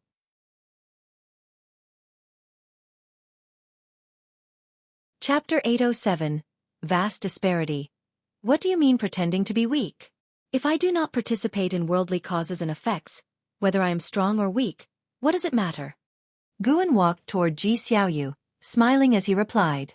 Ji Xiaoyu was dressed in a luxurious purple robe, exuding an aura of noble and transcendent beauty, possessing both the elegance of a fairy and the powerful presence of someone in authority. Upon hearing Guan's words, she slightly pursed her lips and said, "Such an arrogant tone." She stepped down the stairs, continuing, "If you wish to speak, I won't refuse. Coincidentally, I want to learn more about the realms beyond the innate golden immortal." Guan laughed. The golden immortal Tao fruit is also divided into 3 layers. Innate golden immortal, heaven-balancing golden immortal, and Tai Ching golden immortal. The celestial gods guarding the 3,000 great worlds often have cultivation levels around the heaven-balancing golden immortal realm. As he spoke, he took out the fate pen and casually swept it, adding the names of 2 realms, heaven-balancing golden immortal and Tai Ching golden immortal, to the foremost stone pillars. Upon hearing this, Ji Xiaoyu squinted her eyes and asked, "What is your realm?" Guan smiled but remained silent. "Judging by your demeanor, is your realm higher than Tai Ching golden immortal?" Ji Xiaoyu snorted. When she saw that Guan's smile didn't change, she was secretly startled. She had thought Guan was just a Tai Ching golden immortal. This guy, Although Ji Xiaoyu was surprised, considering Gu An's few interventions, even on the path of the Great Tao, none could compare. Surpassing Tai Ching Golden Immortal equates to surpassing the power of most celestial gods, which is reasonable upon reflection. Though understanding is one thing, realizing that Guan surpassed Tai Ching Golden Immortal, she still felt bewildered. Guan listened to her inner thoughts, secretly thinking, "Indeed, I am above Tai Ching Golden Immortal, with 5 realms in between." He arrived in front of Ji Xiaoyu, glanced around and asked, "Do you usually reside here in seclusion?" "Yes, the factions of the Heavenly Spirit Tao Alliance are complex. I don't want to get involved in too many causes and effects, so I seldom venture out." Ji Xiaoyu replied, currently still in the heaven-encompassing free immortal realm, just a step away from the innate golden immortal, but unable to break through that step. Sar the Oval Fire. Et website on Google to access chapters of novels early and in the highest quality. She wasn't in a hurry since those who can achieve innate golden immortal have lived for a long time. Her age compared to these great powers is still far behind. Yet, with Gu An's arrival, she felt a sense of urgency. Continuing like this, she might soon give up her determination to pursue Guan. Guan looked at her and said, "Going out occasionally is beneficial, aiding enlightenment. The Tao is not entirely found through secluded hard practice alone. The existence of the reincarnation tribulation is to guide beings toward the Tao. You can also visit the Taoist field of the beginningless sometimes. The 9-spirit continent has become quite lively these days." Listening to Gu An's words, Ji Xiaoyu gazed fixedly at him. Their eyes met, both without any fluctuations. "When I headed to outer heaven, I thought it would be a farewell to you, but in the end, I returned. When pursuing the Taoist emperor along the path of the Great Tao, I thought for the second time we'd be separated forever. Now, I'm entirely rooted in the celestial spirit great world, seemingly unable to sever our ties for eternity." Ji Xiaoyu spoke in a calm tone, causing Guan to raise his eyebrows. "What? Do you hold a grudge against me? If you really wish for eternal separation, I simply won't come anymore," Guan said helplessly. Upon hearing this, Ji Xiaoyu's eyes showed subtle changes. She replied, "I just don't want to burden you, and pursuing the Great Tao must rely on oneself, at least that's how I view it." Guan understood her true thoughts, which was why he didn't get angry. He said wryly, "According to your view, do you wish to remain forever alone?" Ji Xiaoyu paused in silence, then asked, "Is there anything I can do for you? Why don't you show me around? I find this place quite interesting," Guan said with a gentle smile. Ji Xiaoyu didn't reject the idea. She nodded slightly, then began to lead the way, walking in front of Guan, who followed closely. Walking ahead of Guan, her lips slightly upturned but quickly returned to normal. Thus, Guan followed Ji Xiaoyu around her dojo. To avoid suspicion, Ji Xiaoyu donned a hat and a veil. In the blink of an eye, 2 days passed. On this day, Ji Xiaoyu escorted Guan to the mountain gate. As the formation at the gate closed, only the 2 of them remained on the cliff. Guan turned toward Ji Xiaoyu and said, "If you encounter a mortal fate in the future, do not accept it." Ji Xiaoyu asked, "Why?" She didn't think Guan simply didn't want her to leave. There must be a special reason, perhaps the reason he came to find her. In her view, Guan couldn't have come merely for leisure. Because it will be a trap. If you wish to ascend to immortality, there will be plenty of opportunities in the future, and I'll tell you when. Guan responded. This made Ji Xiaoyu's gaze toward him filled with deep meaning. She was curious about just how far Gu An's eyes could see into the future. Guan continued, "Since you want to become an innate golden immortal, I will assist you in achieving it." As he finished speaking, Guan suddenly waved his sleeve, and a gentle breeze blew toward Ji Xiaoyu, lifting her hat, revealing astonishment on her cool and beautiful face. She stood frozen in place, regaining consciousness only after several breaths. By the time she returned to awareness, Gu An's presence was gone, and she widened her eyes in shock, discovering her Tao fruit had transformed, with unfamiliar energy surging within. Soon, she realized she had achieved the innate golden immortal realm. No celestial tribulation. Directly transformed into it. She instinctively thought she was dreaming, yet she couldn't find Gu An's figure anymore. She immediately entered the stone gate to confirm she was in the real world. Meanwhile, Guan arrived at the Xiao family city to find Xiao Lan, roaming the streets and sensing Ji Xiaoyu's changes. This was the strength of the Supreme Emperor of Ultimate Merging Dao, able to forcibly elevate others' realms without any drawbacks. The reason there's no need to cross the tribulation is that he used his Dao intent. Now Ji Xiaoyu just needs to slowly adapt to the new realm's transformation to completely become an innate golden immortal. Guan couldn't help but think of the celestial court, whose destiny could rapidly strengthen mortal spirits without any side effects. Isn't this the ability of the Supreme Emperor of Ultimate Merging Dao? Could it be that all heavenly court immortals were promoted by the Celestial Emperor? If so, it makes sense. The Celestial Emperor wouldn't fear the immortals' rebellion, nor fear the Son of Heaven growing powerful, as the immortal's strength derives from him. To create so many heavenly court immortals, the Celestial Emperor's cultivation level is indeed terrifying. However, the Celestial Emperor hasn't exposed this point, instead allowing Tsongtian and the Heavenly Dao to substitute for his function. Guan wasn't planning to forcefully help disciples break through realms unless they hit a limit.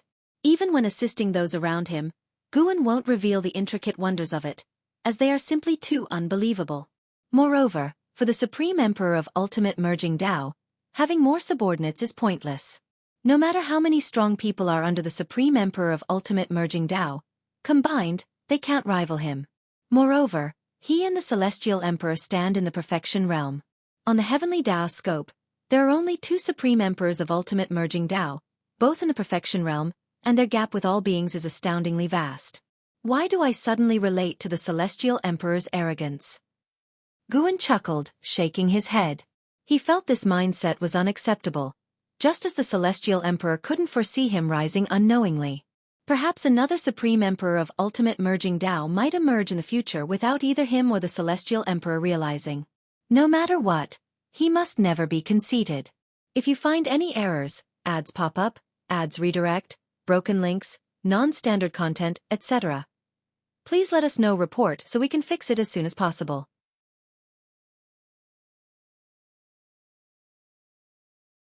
Chapter 808. Another side of the Patriarch. The passage of time resembles a spinning wheel and is as merciless as flowing water, erasing worldly grudges, disasters, and happiness. Regardless of good or bad, all will pass before the sands of time. The contest for the title of Son of Heaven is no exception, and its progress is accelerating. After 3 million years, the 3,000 great worlds have all fallen under Shenyuan human venerable's dominion, bringing peace to various realms. Following a great calamity, these realms enter a new era, receiving blessings from the Heavenly Dao, with all things reborn. While the 3,000 great worlds are rejoicing, the contest for the title of Son of Heaven still has one crucial final battle. The celestial spirit great world remains in peace, yet the number of little worlds from outer heaven is increasing. Ji Xiaoyu's attainment of innate golden immortal status has not been spread widely. She chooses to hide her cultivation level, continuing to pretend as the heaven-encompassing free immortal, and uses her unique qi concealment technique. This year as spring begins, and Zizai takes Zhuangxian into the bamboo forest to find Guan. This bamboo grove has become Guan's exclusive domain, where others dare not tread lightly.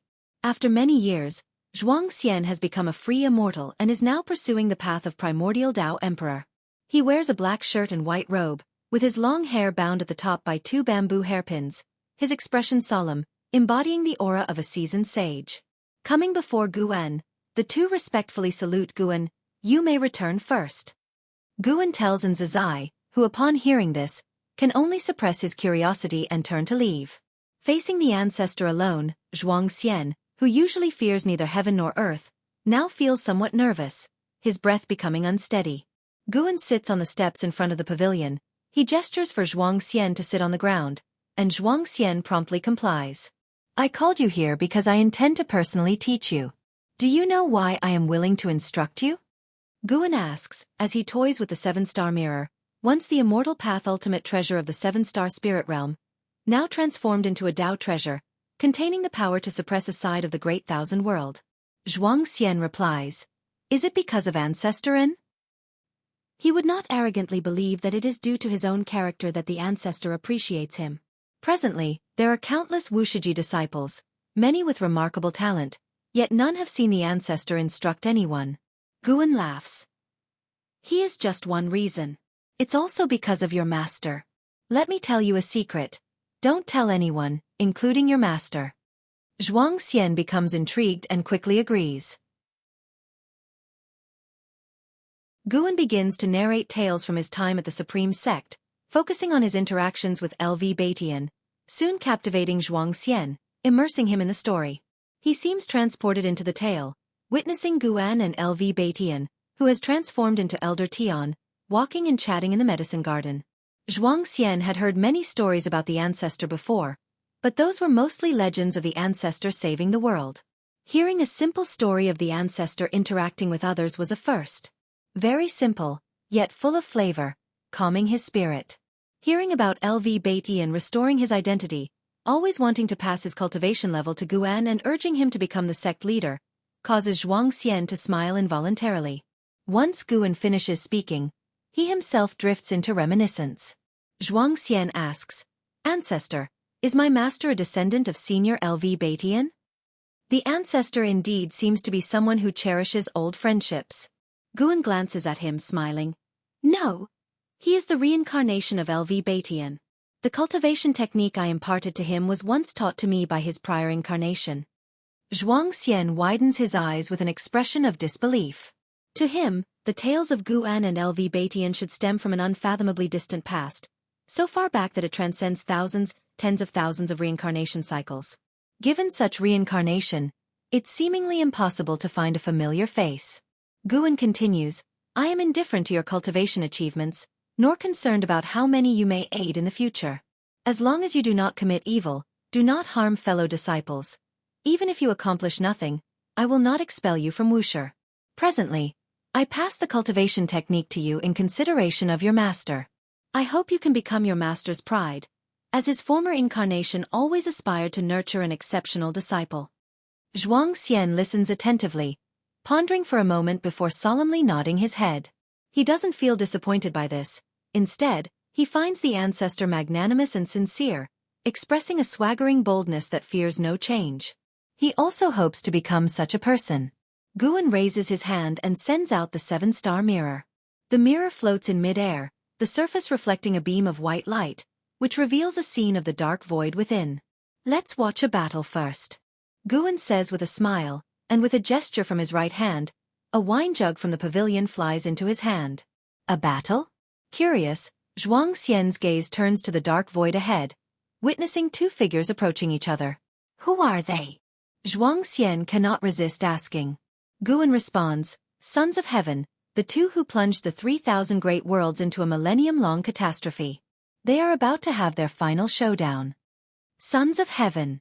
Zhuang Xian's eyes widen, turning to Guan with an expression of disbelief. The current celestial spirit great world has already formed links with the 3,000 great worlds, coupled with the presence of the 10,000 realms gate. So Zhuang Xian is aware of the battle for the title of Son of Heaven. Such a narrative feels incredibly distant to him. In his mind, the celestial court even seems to be above the beginningless realm. Within the beginningless, no one can compare to the Son of Heaven. The ancestor can, astonishingly, glimpse the Sons of Heaven's duel from within the dojo. And the two Sons of Heaven are completely unaware. What kind of technique is this? What kind of cultivation level could achieve this? Zhuang Xian is both shocked and thrilled. Disciples have always known the ancestor is powerful, but the true extent of that power remains unseen to all. Today, the ancestor's demonstration, though not earth-shattering, has shattered his perception. Watching the ancestor's serene and tranquil smile, Zhuang Xian's thoughts swirl. At this moment, a booming sound emanates from the strong light of the 7-star mirror, capturing his attention. He sees the two Sons of Heaven already engaged in battle. The scene instantly pulls back, yet even so, the mana of both Sons of Heaven fills the entire view. Occasionally, he sees the two Sons of Heaven grow in size, battling with Dharma aspect, then shrink, with the scene changing to appear in other universes, the battle moving so rapidly that he daren't blink. Although indistinct, he senses the two Sons of Heaven's terrifying strength. Ping, the sound of the mirror shattering reaches him. Zhuang Xian watches the scene, feeling as if the universe was being smashed apart, with the dark void quickly turning into an intense red. 9 Heaven's true dragon Qi. Father Emperor indeed dotes on you. Shen Yuan Human Venerable's voice rings out. Icy cold. S. Ia the novel, F. Ire. Et website on Google to access chapters of novels early and in the highest quality. Another voice accompanies it. Humph, that's because my aptitude is sufficient for cultivation. Though we are both sons of heaven, the disparity in talent is truly present. Following this, Zhuang Xian sees dragons appearing out of thin air, relentlessly attacking each other, half golden, half black, seemingly two hordes of dragons locked in battle, each enormous, with stars beside them akin to grains of sand. How do you also possess 9 heavens true dragon chi? Great immortal divine Yuan's voice sounds again, laden with shock and anger. You're right, there is indeed a talent gap between us. Shen Yuan human venerable replies with contempt. Guan watches their 9 heavens true dragon chi, his thoughts drifting. He recalls the final battle between Guxuan Yu and Tai Hao, where they too wielded 9 heavens true dragon chi. Yet compared to them, Shen Yuan human venerable and great immortal divine Yuan's 9 heavens true dragon chi pales in significance. If you find any errors, ads pop up, ads redirect, broken links, non-standard content, etc., please let us know. Report so we can fix it as soon as possible.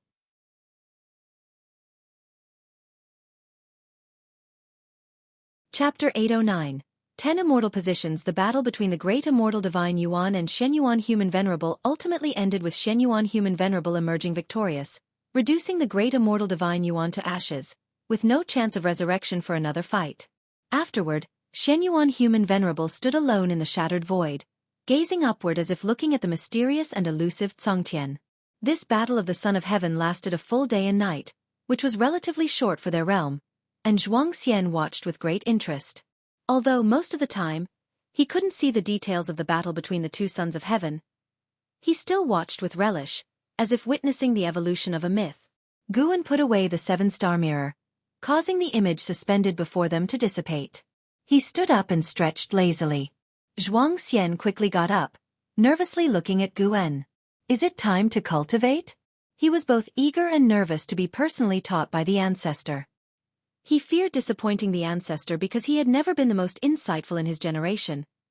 His talent often seemed mediocre compared to his peers. Guan looked at Zhuang Xian and smiled, saying, I will only teach once. How much you can comprehend depends entirely on your fortune. These words made Zhuang Xian even more nervous, and he could only nod cautiously. Sunlight streamed through the bamboo forest, falling upon the two, imparting a sense of harmony and the beauty of tranquil times. The battle of the Son of Heaven has ended.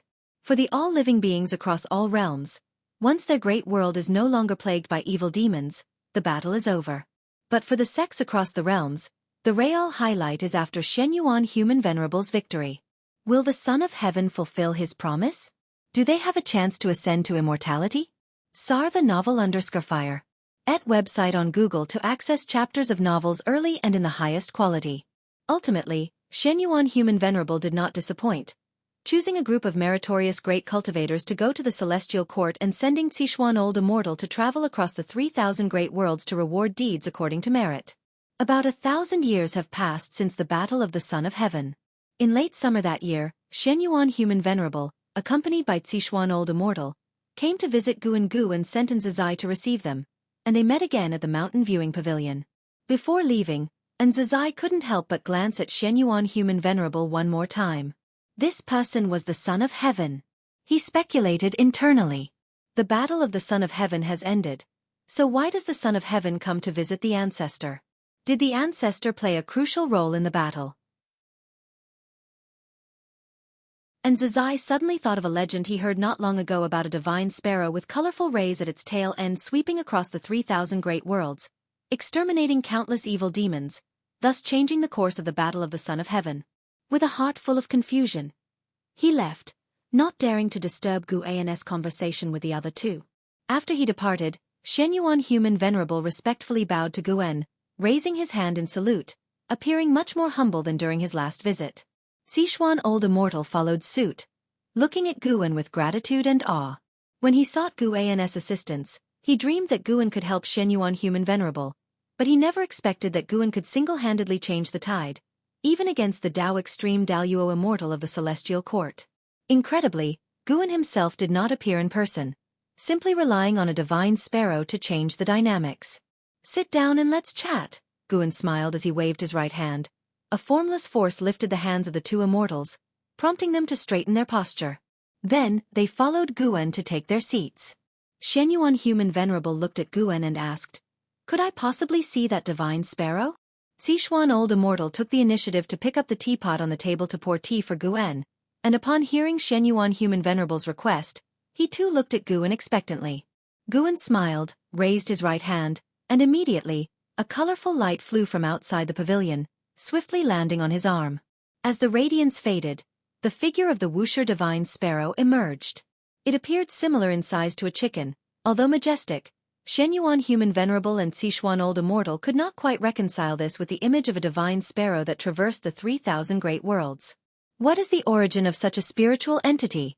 asked Sichuan Old Immortal curiously. The Wuxia divine sparrow perched on Guan's arm, shaking its head as if dazed, but considering it was able to repel the Tao Extreme Daluo Immortal, despite feeling shocked, Sichuan Old Immortal dared not underestimate it. Guan stroked the head of the Wuxia divine sparrow and smiled. "It has no grand origins, it has just been cultivating by my side." These words made Shenyuan Human Venerable and Sichuan Old Immortal feel a surge of awe. Simply staying by his side can achieve the Tao Extreme Daluo Immortal realm? What audacious language! Even in the Celestial Court, it's not about having enough time for cultivation to reach the Tao Extreme Daluo Immortal level. To achieve the Tao Extreme Daluo Immortal requires immeasurable merit, and Shenyuan Human Venerable dared not imagine himself achieving the Tao Extreme Daluo Immortal yet. Guan slightly raised his right hand, prompting the Wuxia divine sparrow to fly away. "What are your reasons for coming here?" Guan asked. Guan was very satisfied with Shenyuan Human Venerable's actions after his victory. At least he did not deceive the all-living beings, and with victory, there truly was a chance for immortality. Furthermore, the 3,000 great worlds did not perish and be recreated, which indicated Shenyuan Human Venerable exerted his influence on the Celestial Court. Shenyuan Human Venerable said, "Ancestor, your assistance was immeasurable, I had to come to express my gratitude. I am willing to offer you 10 immortal ascension slots. How about that?" 10 immortal ascension slots. Guan couldn't help but feel amazed. No wonder Tai Immortal Monarch was so committed to supporting the Son of Heaven. Relationships are truly important. How many years would it take for the 3,000 great worlds to birth an immortal god? Shenyuan Human Venerable effortlessly offered 10 slots, and Guan could sense that these 10 slots were not just ordinary celestial god positions but star monarch immortal positions. "You have already given me the heavenly Tao Emperor Jade, that's enough," Guan shook his head and smiled. Shenyuan Human Venerable replied sternly, "The heavenly Tao Emperor Jade was to request your assistance, but now I am talking about the reward after victory, which is what I should give." "Yes, Ancestor, if you can't decide now, you can accept them first and later give the opportunity to whichever disciple wishes to ascend to immortality," Sichuan Old Immortal chimed in. Shenyuan Human Venerable waved his sleeve, and 10 green jade long sticks appeared on the table, each engraved with the word Star Monarch. Guan no longer refused and asked, "Your Highness, how will you treat the 3,000 great worlds in the future?"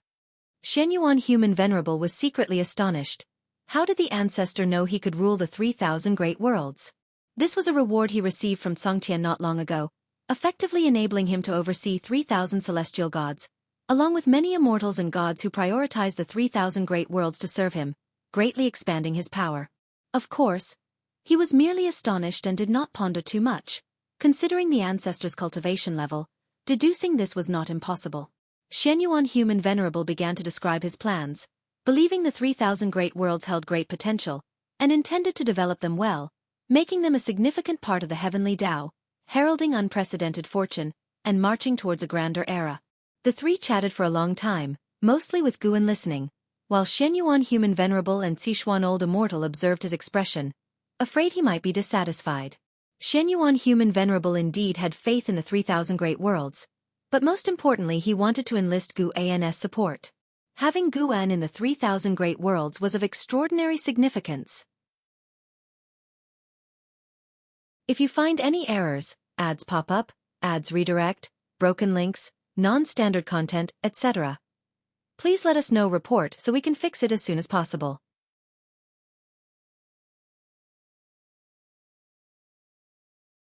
Chapter 8:10. Son of Heaven Ji Yen, if it is truly so, then His Highness will surely become a revered immortal god among all beings and reshape the image of immortal gods in the hearts of all living beings. Guan looked at Shen Yuan Human Venerable, speaking with admiration, which prompted Shen Yuan Human Venerable to smile. Sichuan Old Immortal laughed and said, His Highness has always had the ideal of restoring the celestial court's virtues. After this victory, Kangshan's reward for His Highness far exceeds expectations, indicating that even the heavenly Tao supports His Highness' ideal. When talking about this matter, his tone was somewhat excited. Clearly the outcome of this Son of Heaven conflict differed from his expectations, further exciting him. Shen Yuan Human Venerable showed a smile, feeling joyous. To receive approval from such an extraordinary great power as Ancestor Master Wuxia proves that the path he steadfastly follows is correct. The three continued chatting for a while longer. Then Shen Yuan Human Venerable and Sichuan Old Immortal did not linger further. Although they had stayed for an hour, they felt greatly rewarded. At least they had the hope of winning Ancestor Master Wuxi's favor. By the way, what impression do you have of Son of Heaven Jie Yen? Guan suddenly asked, causing the two immortals who were about to leave to halt, looking at Guan with surprise. Sichuan Old Immortal was the first to ask, Master Ancestor, why are you inquiring about him? Search * the novel Fire. NT website on Google to access chapters of novels early and in the highest quality. Mentioning Son of Heaven Jie Yen, Sichuan Old Immortal's expression became unnatural, and even Shen Yuan Human Venerable furrowed his brow. Guan maintained a smile and said softly, Oh, nothing in particular, just curious to understand. Sichuan Old Immortal glanced at Shen Yuan Human Venerable, then said, This Son of Heaven's celestial rank is quite high. His cultivation level is on par with some celestial Tao venerables. His Son of Heaven number can be ranked in the top 100. He once won the Son of Heaven battle, later lost, and since then has devoted himself to retreat, showing himself rarely. Yet over the long years, the immortal gods under his command continue cultivating new immortal gods. Overall, this Son of Heaven is not one to provoke lightly. His mention of not to provoke was a subtle warning to Guan not to antagonize Son of Heaven Jie Yen. Even though Guan had already displayed strength not fearing Tao Extreme Tao Yuo Immortal, he still hoped Guan would not provoke Son of Heaven Jie Yen. Shen Yuan Human Venerable did not speak, but it was clear he was very apprehensive of Son of Heaven Jie Yen. Guan said with a laugh, Do not worry, I have no feud with him, it's just that I happened to see him about to do some things. Alright, you may go now. Sichuan Old Immortal was puzzled upon hearing this, wishing to ask what matter it was but dared not get entangled in the cause and effect of Son of Heaven Jie Yen. Shen Yuan Human Venerable looked at Guan and asked, What he intends, does it relate to the 3,000 great worlds? Guan did not reply but merely looked at the teacup on the table. Shen Yuan Human Venerable and Sichuan Old Immortal instantly understood. Their expressions turned grim. They asked no more and left politely. The two immortals left Wuxia and directly moved to the world gate. Shen Yuan Human Venerable's face was livid, his eyes fiery, causing the celestial spirit god guarding the world gate to hurry to his feet. Your Highness, do not be reckless. Sichuan Old Immortal quickly advised, having guessed what Shen Yuan Human Venerable intended. Shen Yuan Human Venerable said without turning around, I understand, I am merely angry and will not give him any chance. Passing by the celestial spirit god he paused, turning to look at the celestial spirit god, his expression softened, and said, Serve Ancestor Master Wuxia well in the future, whatever happens if you need to find me, just call my name at the world gate, and I will hear it. Celestial spirit god was flattered, promptly agreeing. After that, Shen Yuan Human Venerable and Sichuan Old Immortal stepped into the world gate one after another. When the intense light of the world gate dissipated, only then did the celestial spirit god breathe a sigh of relief, his face breaking into a smile. The path becomes ever smoother. Being a celestial god, serving a great power outside the celestial court was once considered fundamentally rebellious behavior. But now, many high-ranking immortal gods support him in doing so. The celestial spirit god resumed his meditation, his gaze towards the distance. His mind drifted to Tian Hao. He wondered if that boy had ascended to immortality, and what immortal position he held. Meanwhile, Guan walked out of the mountain viewing pavilion, proceeding along the mountain path, leisurely strolling through the wilderness, contemplating the future. In a distant future, Son of Heaven Jie Yen will reincarnate to the mortal realm. achieve supreme status in the celestial spirit great world, and commence a war for dominion over the 3,000 great worlds. This destiny emerged after Shenyuan Human Venerable 1, clearly indicating that Son of Heaven Jie Yen was targeting Shenyuan Human Venerable. Guan had previously warned Ji Xiaoyu not to trust immortal fate, precisely because she would encounter Son of Heaven Jie Yen in the future. This Son of Heaven Jie Yan's cultivation level is quite formidable, having reached perfect Taoist Great Luo immortal realm. Yet regrettably, such a level holds no secrets to Guan. It made Guan feel relieved that when he achieved Dao Extreme Daluo Immortal, he did not act recklessly. Had he indiscriminately killed and crazily accumulated lifespan, he surely would have been targeted by Xianqi Primordial Immortal and Mixed Element Profound Venerable Immortal. There are always those who take the lead role in this world, but staying here and watching the drama is more enjoyable. Guan murmured, with no one beside him to know what he meant. He prepared to assess Zhuang Xian's cultivation achievements. Though he said it was to see Zhuang Xian's own fortune, after millions of years, it was his first time teaching someone cultivation and could not let Zhuang Xian be too poor. Celestial Court. Guangfa Immortal Palace.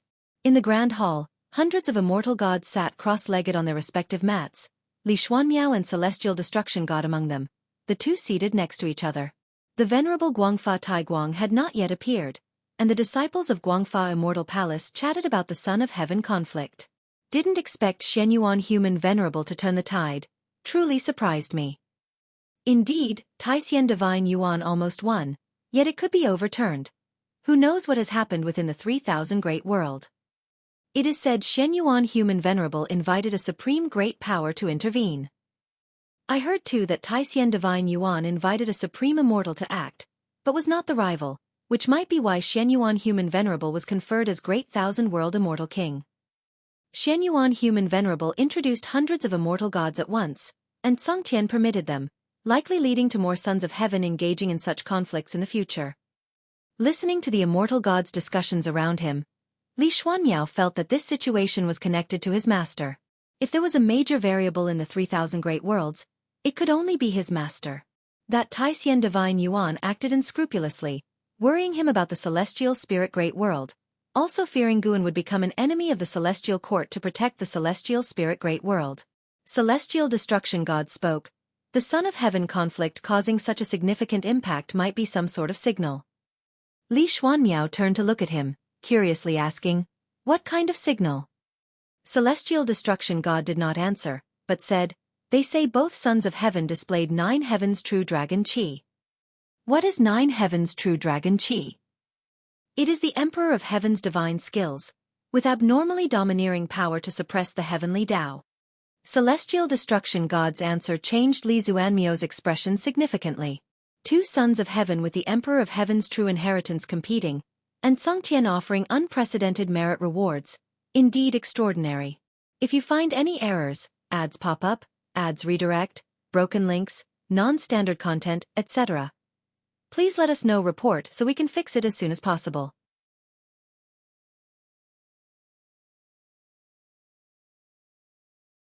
Chapter 811.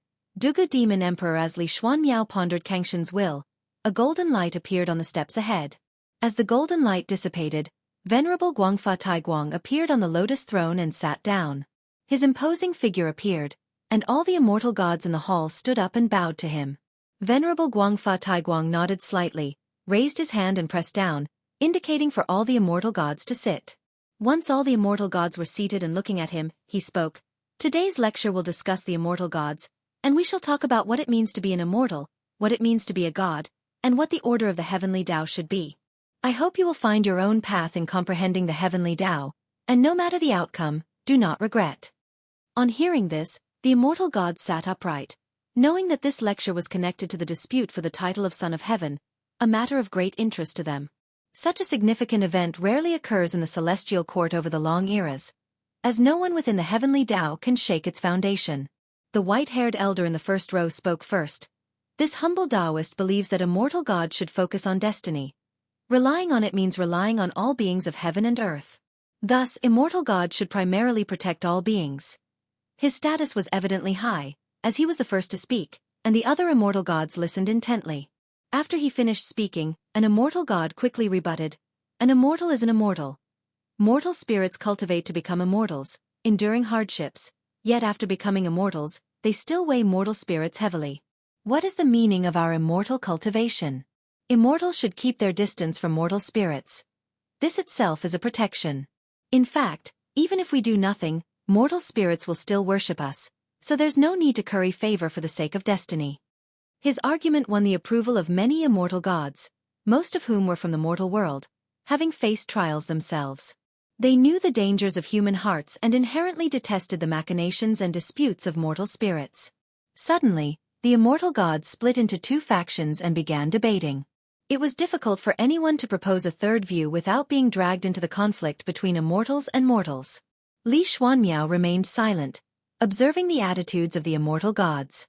Though he could understand some immortal gods' extreme comments, he always felt that immortal gods should protect mortal spirits. What's called an immortal god doesn't really rely on their own cultivation, but on the heavenly court's destiny to achieve immortality. Since the heavenly court requires the faith of all beings, immortal gods should inherently have the responsibility to protect mortal spirits. At least, that's what Li Xuanmiao believes. Venerable Guangfa Taiguang did not speak. He listened quietly. With him presiding over the court, the immortal gods had disputes but maintained order without devolving into chaos. CTH Novel Fire. Net ** website on Google to access chapters of novels early and in the highest quality. Far away in the Taoist field of the beginningless, Guan was also listening to the lecture. After reaching the level of Supreme Emperor of Ultimate Merging Tao, the Celestial Court seemed less mysterious to Guan, who often spied on it. Since Li Xuanmiao was listening to the Tao, Guan decided to eavesdrop too. Observing the Celestial Court over the years, Guan discovered an intriguing phenomenon. Supreme Immortal and Celestial Tao Venerable often have compassion for all beings. Whereas Celestial God, Star Monarch, Main Deity, Immortal Monarch are more disdainful of them. The former did not originate from the mortal realm, while the latter mostly fought their way out of the mortal realm, only to scorn its beings, a truly ironic fact. While Guan was enjoying what he heard, an Xian appeared in the courtyard. She came to the tree and looked at Guan lying in the rocking chair, asking, "Master, I have something to ask you." She glanced at Shen Zhen, hesitant. "Just speak," Guan replied casually. An Xian immediately asked, "Has the owner of those eyes left?" "Yes, captured by immortal gods to the Celestial Court." "What? Why?" "No reason. The Celestial Court doesn't tolerate those eyes." Guan's answer made an Xian frown and caught Shen Zhen's attention. An Xian thought of Guan's warnings to her, feeling heavy-hearted, even though those immortal emperor's eyes were intimidating. Yet thinking that such a powerful entity was apprehended by the Celestial Court, she felt akin to empathy. She stopped asking, bowed to Guan, then left. Although Shen Zhen was curious, she didn't ask more and continued her cultivation. Guan also didn't discuss the immortal emperor's eye with her. He had no intention of rescuing the owner of those eyes, as there was no cause and effect connection. That owner of the immortal emperor's eye was already imprisoned in the heavenly prison. Guan was familiar with that prison because Profound Abyss had spent a long time there, where only beings of great power were detained. Speaking of it, when Profound Abyss escaped from the prison, the fierce demon who caused chaos in the Celestial Court was still trapped inside. After countless ages, that demon's demon chi had dissipated, yet his body and soul persisted, enduring daily the torment of celestial fire. Xian Qi Primordial Immortal Cultivation Level. Guan discerned his origin, named Dugu Demon Emperor, with half immortal blood in his veins. His father was a Celestial Tao Venerable, hence the Celestial Court hadn't completely exterminated him. The prisoners in the heavenly prison mostly had intricate connections with the Celestial Court. Those without any connections were directly obliterated by the Celestial Court. The same applied to the owner of the Immortal Emperor's eye. His eyes weren't naturally born but transplanted by a Celestial Court great power, attempting to refine those eyes through his body. Nowadays, Guan found it amusing to observe the complex web of cause and effect within the Celestial Court, like following a drama or watching a movie. Not dull at all. To all beings, the Celestial Court appears ethereal. Even free immortals struggle to reach them. Yet every move they make can affect the destiny of all heavens and myriad realms. Guan got up, intending to take a look around the Nine-Spirit dynasty while listening to the lecture from Guangfa Immortal Palace. Shen Zhen did not follow him. She was solely focused on asking the Tao and reaching the heaven-encompassing free immortal realm sooner. Now, the second-generation disciples of the beginningless had a minimum cultivation level of profound Yuan free immortal, but hadn't yet birthed any innate golden immortal. Time flows endlessly, as a day passes like a page in the annals of time. After Shen Yuan human venerable triumphed, legends of immortal gods proliferated across the human world, and opportunities to ascend to immortality began to spread throughout it. Millions of years later, immortality became the highest goal for the cultivation of the multitudes. That year, on the Taitsong continent, within the ancient supreme sect, a young figure arrived on the heaven-repairing platform representing the highest legacy on that land. This youth wore black clothes, had handsome features, and appeared to be just 16 or 17 years old, carrying 3 treasure swords on his back as he walked with the steady stride of a dragon and tiger onto the heaven-repairing platform, full of spirit. The heaven-repairing platform was vast, yet only a few hundred were cultivating there, all meditating in different spots. The youth walked toward the heaven-splitting axe standing in the center of the platform. As he got closer, people began to turn their attention to him. The heaven-splitting axe was left behind by the mythic supporting Tao sword venerable, but countless ages have passed, and no one has been able to retrieve it, causing the expectation for this grand opportunity to fade. Thus, fewer and fewer with high cultivation are visiting the heaven-repairing platform. If you find any errors, ads pop up, ads redirect, broken links, non-standard content, etc., please let us know. Report so we can fix it as soon as possible.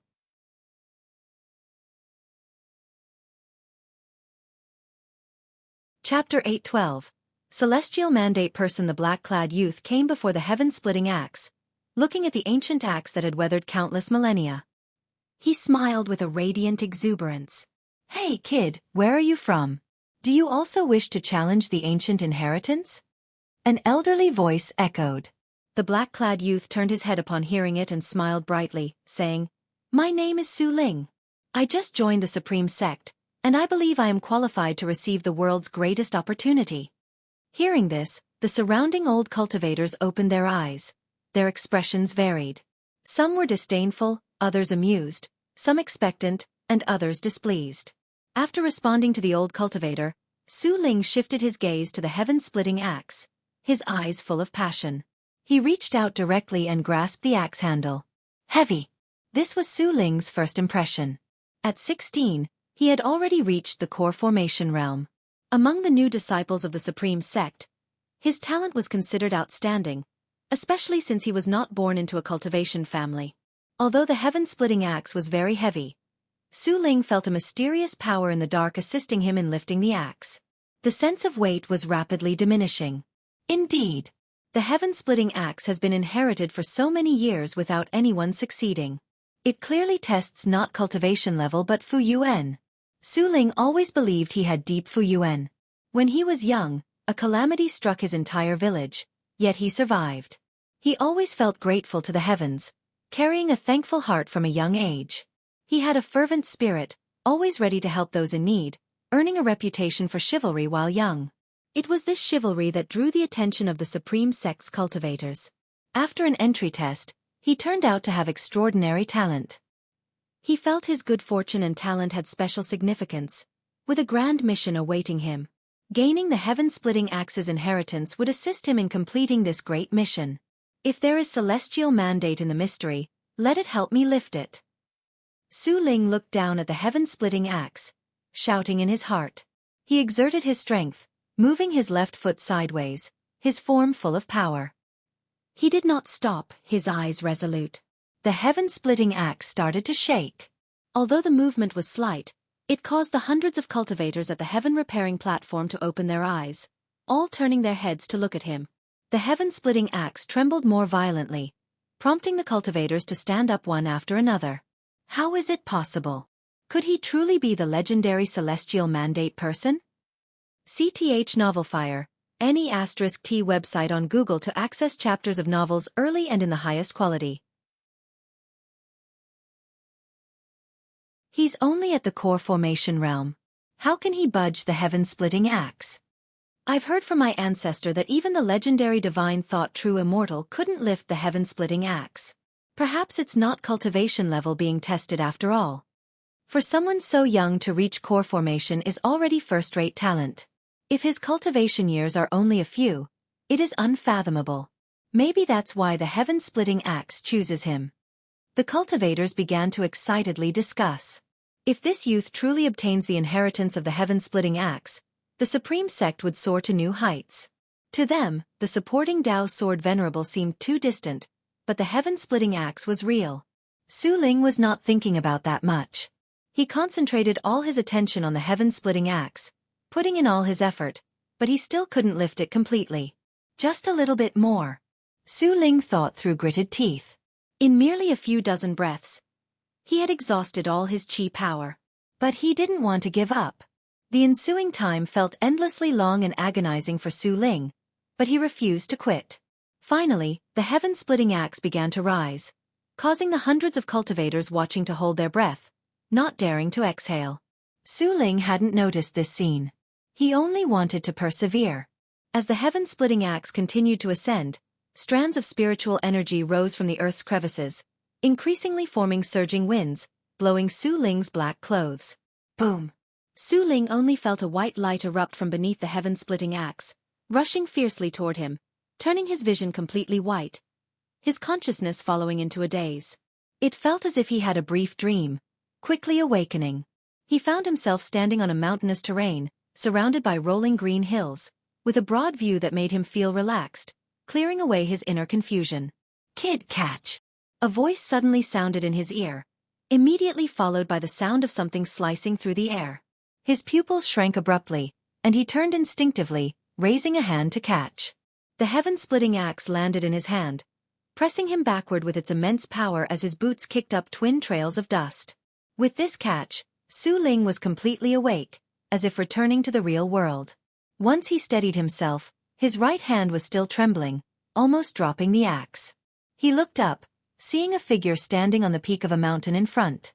The figure leapt, like a bird taking flight, swiftly landing before him. What a handsome man!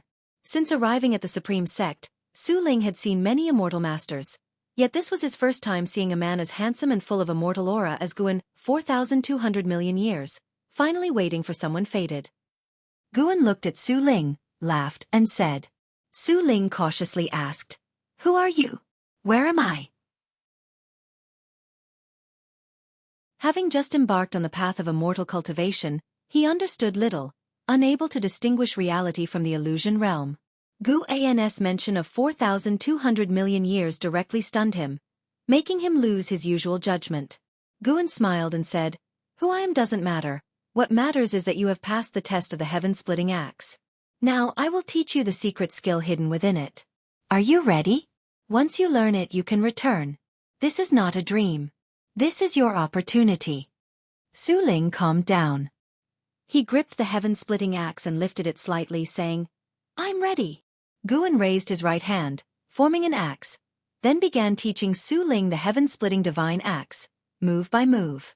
The heaven-splitting divine axe is divided into 9 forms: life-breaking, demon-breaking, ghost-breaking, mountain-breaking, broken sea, breaking technique, immortal-breaking, god-breaking, heaven-splitting. This axe technique was once the supreme inheritance of the Tai-Tsong continent, capable of sweeping the world. With high comprehension and Guan's Tao intent, Su Ling quickly memorized the 9 forms of the heaven-splitting divine axe. After roughly learning it, Su Ling's expression showed hesitance. He occasionally glanced at the heaven-splitting axe in his hand, then at Guan, wanting to say something but stopping. Guan asked with a smile, "Are you disappointed?" Su Ling nodded and said, "It seems the power is not much different from the swordsmanship my master taught me. Indeed, I have modified it. Do you wish to learn the new heaven-splitting divine axe?" Guan looked at Su Ling, his smile unchanged, warm like a spring breeze. Su Ling quickly replied, "Of course I want to. This is the Supreme Sect's ancient inheritance. If it's not more powerful than my master's swordsmanship, it would be embarrassing, not just for me but for the whole Supreme Sect." He had already thought it through.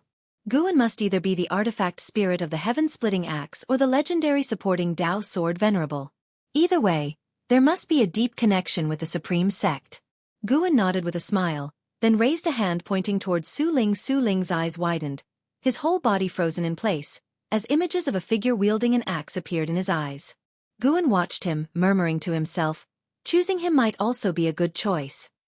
If you find any errors, ads pop up, ads redirect, broken links, non-standard content, etc., please let us know. Report so we can fix it as soon as possible.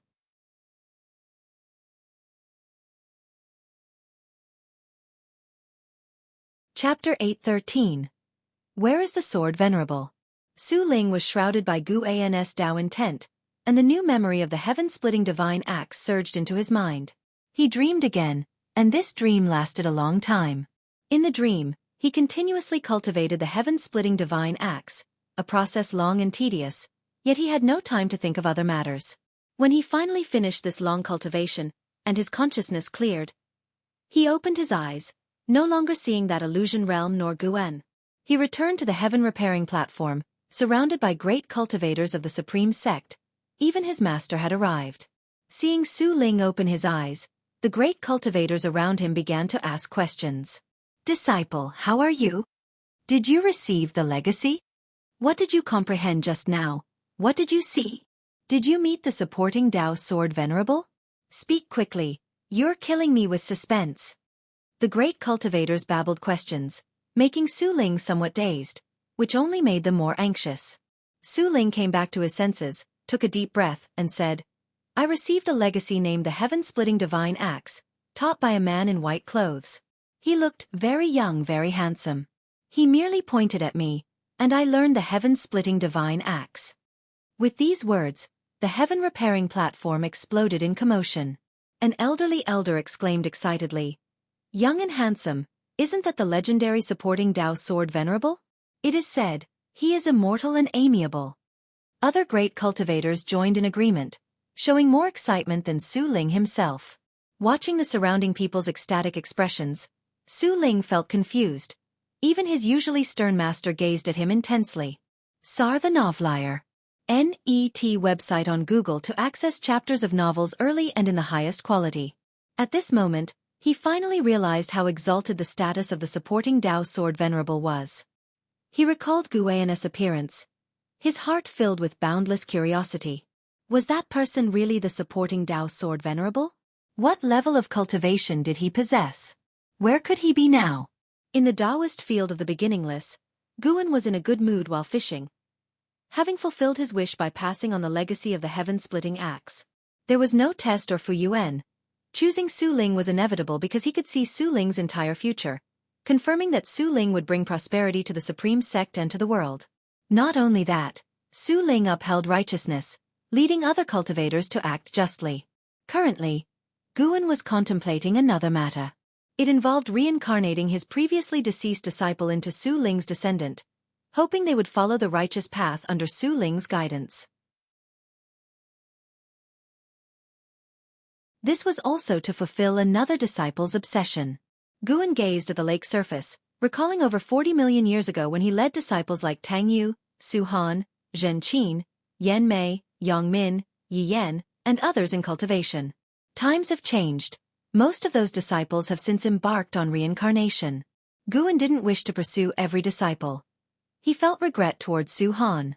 Su Han indeed strayed, but his life was too bitter, and at that time, Guan wasn't able to fully guide him.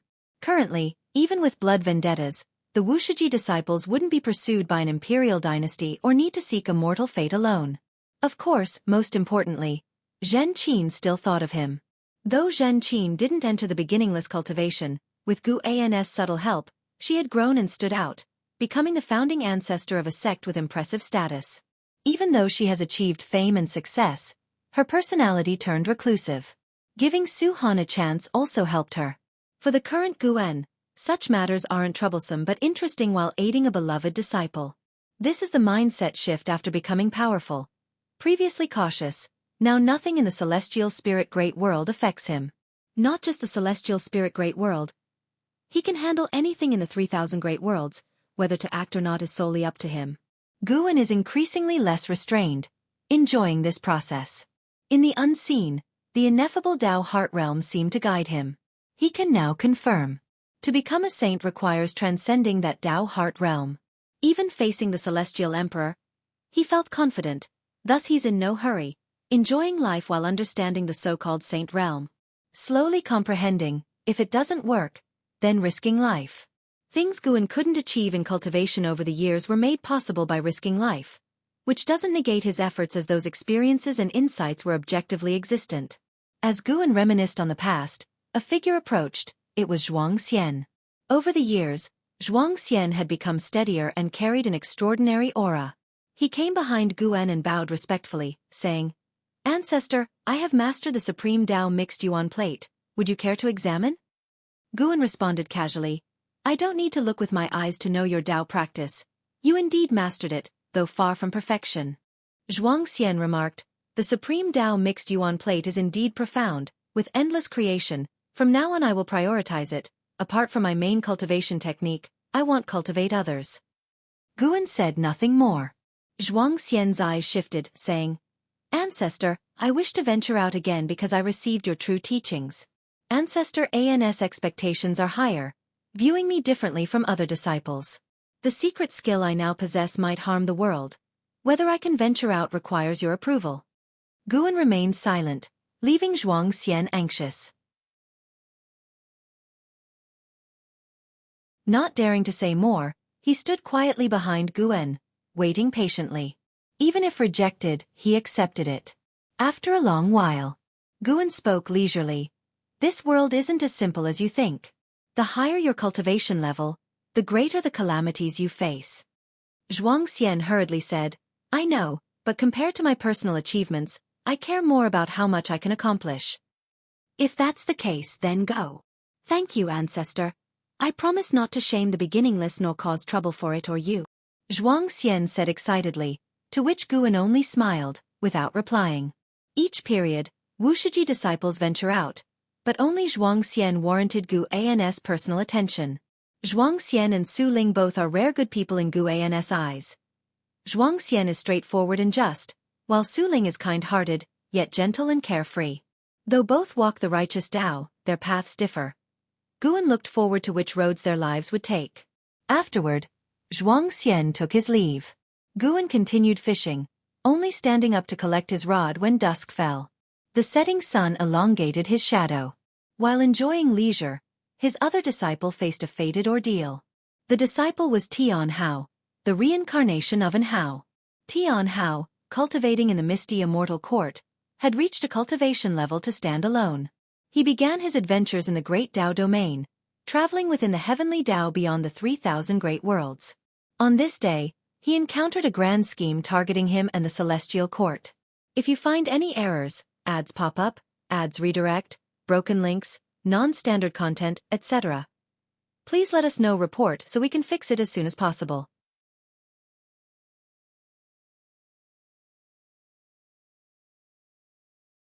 Chapter 8:14. Tian Hao's will. The thunderclouds tumbled, and crimson lightning intertwined and flickered. On the earth stood several towering peaks, devoid of vitality and greenery. A light star walked upon the land. Upon closer inspection, it was a divine warrior clad in silver armor, wielding a divine spear, with 9 golden pearls floating behind his head. Flames swirled around the pearls, resembling true dragons, constantly surging, emitting dazzling light, like a war god advancing, dispelling darkness with each step. It was Tian Hao. Now, his cultivation level had reached the innate golden immortal realm. Even though he had not yet joined the immortal class, he could nurture celestial Tao destiny because he was an innate immortal god, born an immortal god. His face was cold, his eyes sharp, filled with an oppressive aura, as if he could see through all the disguises of evil in the world. Following his gaze, a million miles ahead, a stone staircase lay across a giant mountain, like a long stairway to heaven. Looking upward, at the top of the staircase, halfway up the mountain, stood a mysterious figure in a black robe. This mysterious person wore a bamboo hat, and black mist surged on his face, making it impossible to see his true appearance. For a long time, Tian Hao stopped at the foot of the giant mountain, looked up, and asked the black-robed person above, "I'm here. Now, you should tell me who you are and on what grounds you claim to have the confidence to overthrow the celestial court?" Tian Hao not only recovered in Hao's memories but was also gradually restoring Emperor Zhuangqing's memories. His divinity was growing stronger. The black-robed person gazed down at him and said, "I am the Emperor Bone Profound Venerable, from the Dark Heavenly Court.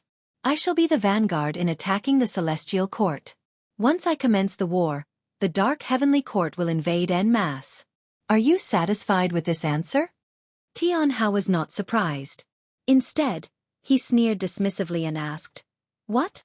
You think I might betray the Heavenly Tao for revenge against the Celestial Court, for revenge against my father? The Dark Heavenly Court originally came from the Heavenly Tao. We were only defeated and expelled. When we return, we will still serve the Heavenly Tao."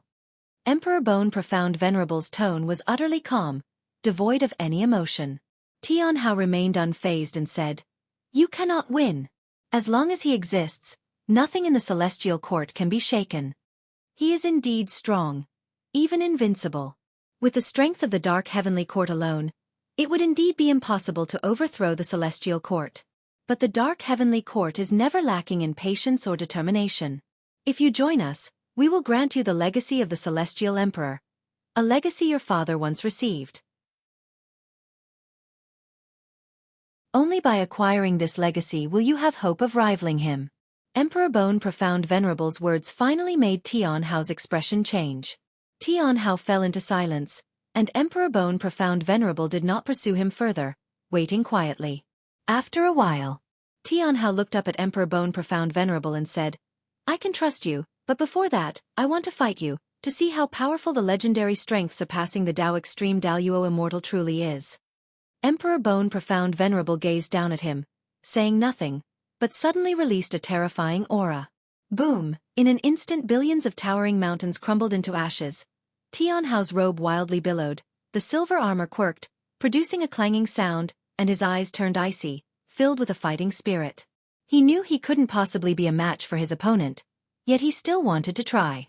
He wanted to know how terrifying the Dark Heavenly Court truly was, so he could understand the kind of foes his father faced. Tian Hao leaped towards Emperor Bone Profound Venerable. Just then, Tian Hao's pupils suddenly dilated, and in his vision, the heavens and the earth trembled as if an immense invisible heart was pounding, and behind Emperor Bone Profound Venerable appeared a terrifying phantom, stretching towards him with bared fangs and claws. What is that? Just as the question formed in Tian Hao's mind, he fell into a state of chaos. When Guan returned to the room, Tian Hao had already been annihilated by Emperor Bone Profound Venerable. He did not immediately take action. After restoring Emperor Zhuangqing's memories, Tian Hao was clearly fixated, unwilling to stop before hitting the south wall. Better to let him venture into the Dark Heavenly Court, whether it brings fortune or calamity. That decision lies with him and the Celestial Emperor. While observing Tian Hao, Guan had a sense that perhaps the Celestial Emperor was already aware of his existence. But for some unknown reason, the Celestial Emperor did not pursue him and remained in his celestial palace, lost in reincarnation. The real Celestial Emperor was more incomprehensible than the reincarnation body Tai Hao. Sar the Novel Fire. Net website on Google to access chapters of novels early and in the highest quality. Whatever the case, Guan no longer feared the Celestial Emperor. Even if discovered by the Celestial Emperor, he wouldn't worry. What he desires now is to surpass the Celestial Emperor and reach the legendary Saint Realm. It is worth noting that Gu An's avatar and Hongya Zi were still in the profound abyss divine pool. They learned more and more of the ancient heavenly court and the secrets of saints and encountered numerous opportunities, steadily growing stronger. The profound abyss divine pool contained many crises that could have killed Hongya Zi, but Guan discreetly erased them. Therefore, to Hongya Zi, the only problem was his inability to escape. Guan sat down at the desk inside the room, picked up a book from the table, and began to savor it. This was written by the contemporary book sage, Profound Celestial Intent, who infused Tao intent into it, making every word rich in imagery, so that when one's divine sense delved into it, it felt like watching a movie. With such creations, Profound Celestial Intent had become deified, holding a lofty position in the celestial spirit great world. Of course, his status was largely due to his extraordinary friendship with ancestor Master Wuxia. The moon sets, the sun rises. Guan pushed open the door and stepped into the courtyard. Already, it was 1,000,000 years later. Basking in the bright sun, He stretched lazily. What's new in the world recently? Guan saw Shangguan Xianer sitting beside Xinjian and inquired. Shangguan Xianer turned to him and said, "There are quite a few things, but one matter concerns us. A disciple named Zhuang Xian of the 8th generation killed the child of an alliance hierarch of the Heavenly Spirit Tao Alliance, and now it's causing an uproar. The eldest senior brother has already sent someone to handle it." And what else? Guan wasn't concerned about Zhuang Xian's affair, because he had witnessed the incident where the alliance hierarch's child used the blood of cultivators of a city as a sacrificial offering for a magical treasure, committing an atrocity worthy of death. However, this person had extraordinary background connections, involving too many people. Shangguan Xianer tilted her head, thought for a moment, and said, "There's another thing you might be interested in. An ascender has come to this part of the human world, allegedly a son of heaven reincarnated, destined to undergo 120,000 cycles of reincarnation trials before returning to the celestial court. In each life, he must become the master of the human world, which means he is to become the master of the great world of celestial spirit." Guan became intrigued and said, "Go on." Shangguan Xianer immediately stood up, eager to share. It is said that this son of heaven reincarnate has already entered Chen Chuan's sword sect, and his comprehension of the sword Dao has already connected to the river of sword Dao. If you find any errors, ads pop up, ads redirect, broken links, non-standard content, etc., please let us know. Report so we can fix it as soon as possible.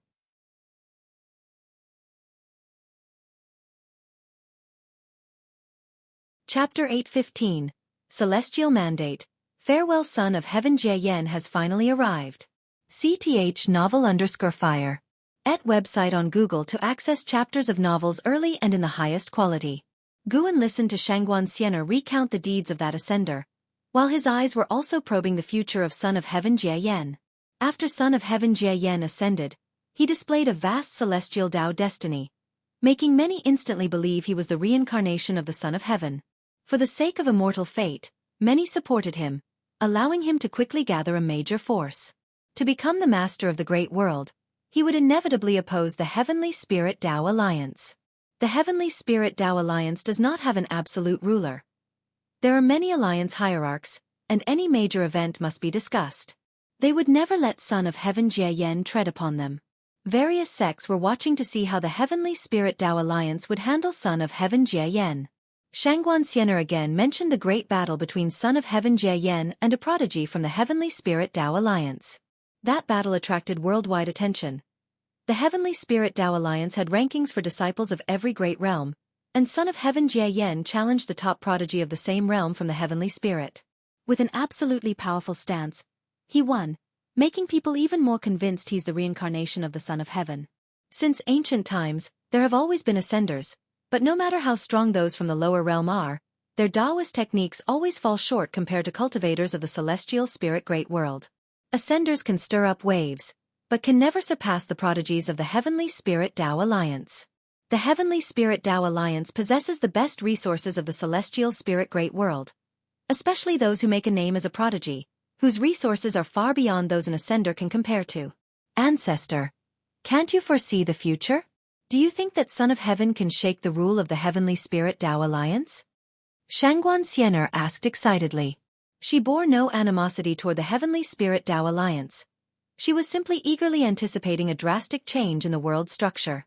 Before the Heavenly Spirit Tao Alliance, there were 9 major sects. Earlier there was the Tao Court, and even earlier was the Holy Court. The Master of Heaven and Earth has always been replaced. Guan smiled and said, "Anything is possible." These words only piqued Shangguan Xianer's curiosity further, and she couldn't stop chatting away, with Xinjian occasionally chiming in. Guan chatted with them for an hour before leaving. Today, he had an important affair. He was to meet an old friend from the immortal cultivation realm, who was holding a feast for his million-year birthday. A million years in today's world is nothing significant, but in a single continent, it would absolutely count as being akin to an ancestor's existence. Guan wished to go simply to see this old friend off for the last time. Everyone has their ultimate limit of lifespan, commonly known as celestial mandate. Even though this old friend has reached a high realm and seems robust, in reality, he's nearing his life's limit. Guan had no intention of altering his fate. After all, they were merely drinking buddies with shallow ties. He was just going for the spectacle. After Guan left, Shangguan Xianer sat back beside Shenzhen, and the two began discussing writing again. The book sage inspired writers all over the world, imbuing Tao intent into the text to create more meaningful writings. Under the dark celestial vault, the earth stretched infinitely. Gu En and Hongya Zi passed through a stone gate, standing alone on the earth, devoid of any other constructions within a 1,000-mile radius. Hongya Zi suddenly stopped, turned to look at the stone gate behind him, and with a dazed expression, he couldn't help but ask, "Have we already escaped from the predicament?" The moment they stepped through the stone gate, he felt that something invisible had lifted, an eerie, abrupt sensation. As a heaven-opening Daluo immortal, instinct told him that he had already escaped the endless predicament from before. Guan halted, turned to face Hongya Zi, and said, "Fellow Taoist, this journey was quite exhilarating, but it took a bit too long. We should part ways." Hongya Zi turned to look at Guan, his brows furrowing, asking, "Why part ways? Why choose this place?" After traversing many lands together for so many years, he never expected they'd part ways here. Moreover, over the years, he vaguely sensed that Guan was not simple. The two were of the same realm, yet many times he found himself unable to see through Guan, never having seen Guan in a wretched state. But he didn't understand. They had not yet left the profound abyss divine pool, only escaped a mysterious plight that had trapped them for many years, and now Guan was to part ways with him? Guan looked at Hongya Zi, a smile on his face, and said, "Isn't there no such thing as a banquet that never ends?" Upon hearing this, Hongya Zi couldn't help but sigh. Guan jumped, transformed into a rainbow light, and swiftly disappeared. Hongya Zi watched Gu An's departing figure for a long time. When he finally came back to himself and turned again toward the stone gate, the oppressive aura attacked him, causing him to shiver. He suddenly realized something. Without Gu An's company, this journey would likely end in disaster. Gu An's avatar jumped out of the profound abyss divine pool and returned to his true self. He only recalled the avatar because he grew tired of it, not wanting to continue the antics with Hongya Zi. Besides, after he left, Hongya Zi would return to the misty immortal court to cultivate. In the future, the misty immortal court would become an important force for Tian Hao. After obtaining the celestial emperor's inheritance from Emperor Bone Profound Venerable, Tian Hao returned to the misty immortal court with greater ambition, and the misty immortal court would become his first stepping stone to help him soar. In the myriad heavens of the Tao, each had their own stories unfolding, and an endless web of cause and effect intertwined in ways beyond the comprehension of living beings, creating a giant net encompassing every world. In the blink of an eye, 20 million years passed. This day, in the mountain viewing pavilion, Guan was playing chess with Nzizai. The game had just begun. Ancestor, that Su Ling is truly remarkable, having become the alliance hierarch of the Heavenly Spirit Tao Alliance, and the Supreme Sect has also risen completely. Do you feel gratified? Nzizai asked with a smile. The story of Guan and the Supreme Sect he had long heard of, and Su Ling's legendary life couldn't be separated from the supporting Tao Sword Venerable's heaven-splitting axe inheritance. With Su Ling's heaven-splitting divine axe sweeping across the land, he became one of the most dazzling figures under the heavens. Of course, Nzizai knew that the supporting Tao Sword Venerable was indeed Guan, hence he had long regarded Su Ling as an ally, purposefully bringing up Su Ling's recent achievements. Guan laughed and said, "At my realm, no matter what you become, no matter how high you rise, it won't affect my mood." Nzizai, hearing the words you, thought indeed. Su Ling was also a Wushiji disciple. As Nzizai placed a piece, he followed with, "In today's world, there are indeed many notable figures. Unfortunately, whether it's Su Ling or Zhuang Xian, or those ancient prodigies of the Heavenly Spirit Tao Alliance, none can compare to Son of Heaven Jie Yan. This child is said to be on the cusp of reaching the innate golden immortal realm soon. It's unimaginable. Innate golden immortal is a realm countless great cultivators dream of, including all of them as Wushiji disciples. Yet, how difficult it is to become an innate golden immortal. So far, openly, only one person in the celestial spirit great world has achieved innate golden immortal status." Guan placed his piece. The game had just started, with no signs of killing intent, and they played casually. And Nzizai continued to ask, "Son of Heaven Jie Yan plans to visit Wushi. Ancestor, he's definitely coming for you. Will you meet him? If you find any errors, ads pop up, ads redirect, broken links, non-standard content, etc. Please let us know report so we can fix it as soon as possible.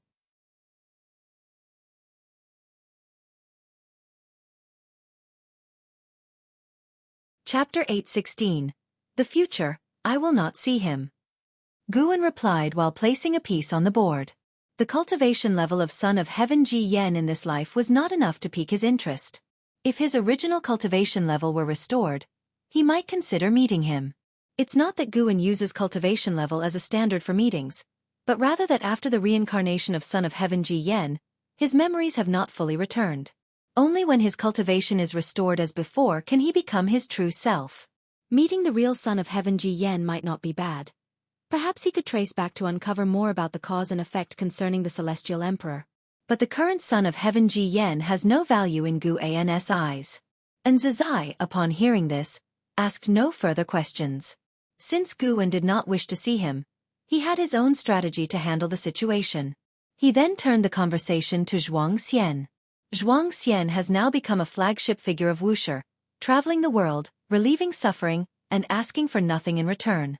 His chivalry and reputation spread far and wide. Surely, his fame as great as Son of Heaven Ji Yen and Su Ling's is owed to his own divine skills. The Supreme Tao Mixed Yuan Plate was personally passed down by the ancestor Master Wuxia, renowned across the world, sweeping through the same realm. This has led many Wuxiji disciples to inquire about this divine skill within the beginningless, wanting to cultivate it, but alas, few within the beginningless know it. To cultivate it, one must first obtain the master's verbal consent. As they chatted, Zizai found himself unable to continue because he felt pressure in the game. Though he knew he couldn't surpass his ancestor in skill, he still harbored expectations each time, hoping to amaze the ancestor. Thus, the mountain viewing pavilion fell into silence. A stick of incense later, Zizai left, lost in thought. Guan stood up and turned to look at the great waterfall beside him. Within his pupils reflected a silhouette. Sarch * the novel Fire. Net website on Google to access chapters of novels early and in the highest quality. It was a young boy. Indeed, Su Han's reincarnation, just 10 years old, the grandson of Su Ling. Guan originally intended for Su Han to be Su Ling's son, but Su Ling didn't marry until he grew strong, and after marriage, he wandered the world. He didn't wish for Su Han to grow up without a father's companionship, so he waited. Now Su Ling has become the alliance hierarch of the Heavenly Spirit Tao Alliance, with the Su family rooted there, allowing Su Han to grow up steadily. Back then, after Su Han transferred his cultivation using the destiny-defying divine skill to Zhen Qin, his body was preserved by Guan. Once Guan's cultivation grew powerful, finding his soul wasn't difficult. Even if it had scattered, Guan could cross over to retrieve it. Unless all his causes and effects were erased, to achieve that, one must first cultivate the Daluo Dao fruit. Guan watched as Su Han of this life was practicing swordsmanship, reminiscent of the years when Su Han cultivated the heaven-hating divine sword passed down from his father.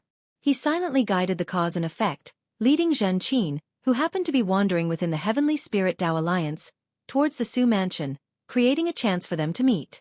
In this lifetime, Zhen Qin would become a guide on Su Han's cultivation path.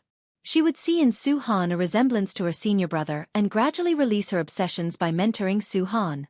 The reason for not directly telling her the truth is that Guan predicted that if he did so, Zhen Qin would spare no effort in indulging and cultivating Su Han, causing him to stray again.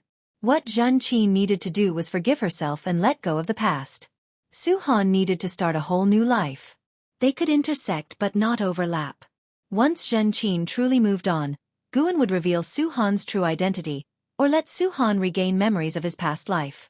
Letting things run their course would be the best outcome for both. Guan turned his gaze towards the future. A very distant future. With more and more Wushiji disciples becoming stronger, it would eventually be difficult to maintain the current low profile. Whether turning towards good or evil, they could no longer stay low-key. He even foresaw many calamities for the wuxia, including internal chaos and external threats. It was impossible for every Wushiji disciple to be a good person. Inevitably, one will become an evil person, and internal unity will eventually falter. Flourishing to the extreme must decline. This is an eternal truth. Just like the heavens and earth, overly prosperous, will also usher in the cataclysm of all beings fighting. One day, Wushiji disciples will venture out independently, and Guan will only keep a few to accompany him. That is a future far distant, and even though Guan has glimpsed it, he remains neither sad nor indignant. He is at peace because he can already see through the destiny of all things. He's just considering that everything in the world seems ever-changing, yet in reality, there is a shared order that persists. Becoming a saint, does it mean breaking free from this order?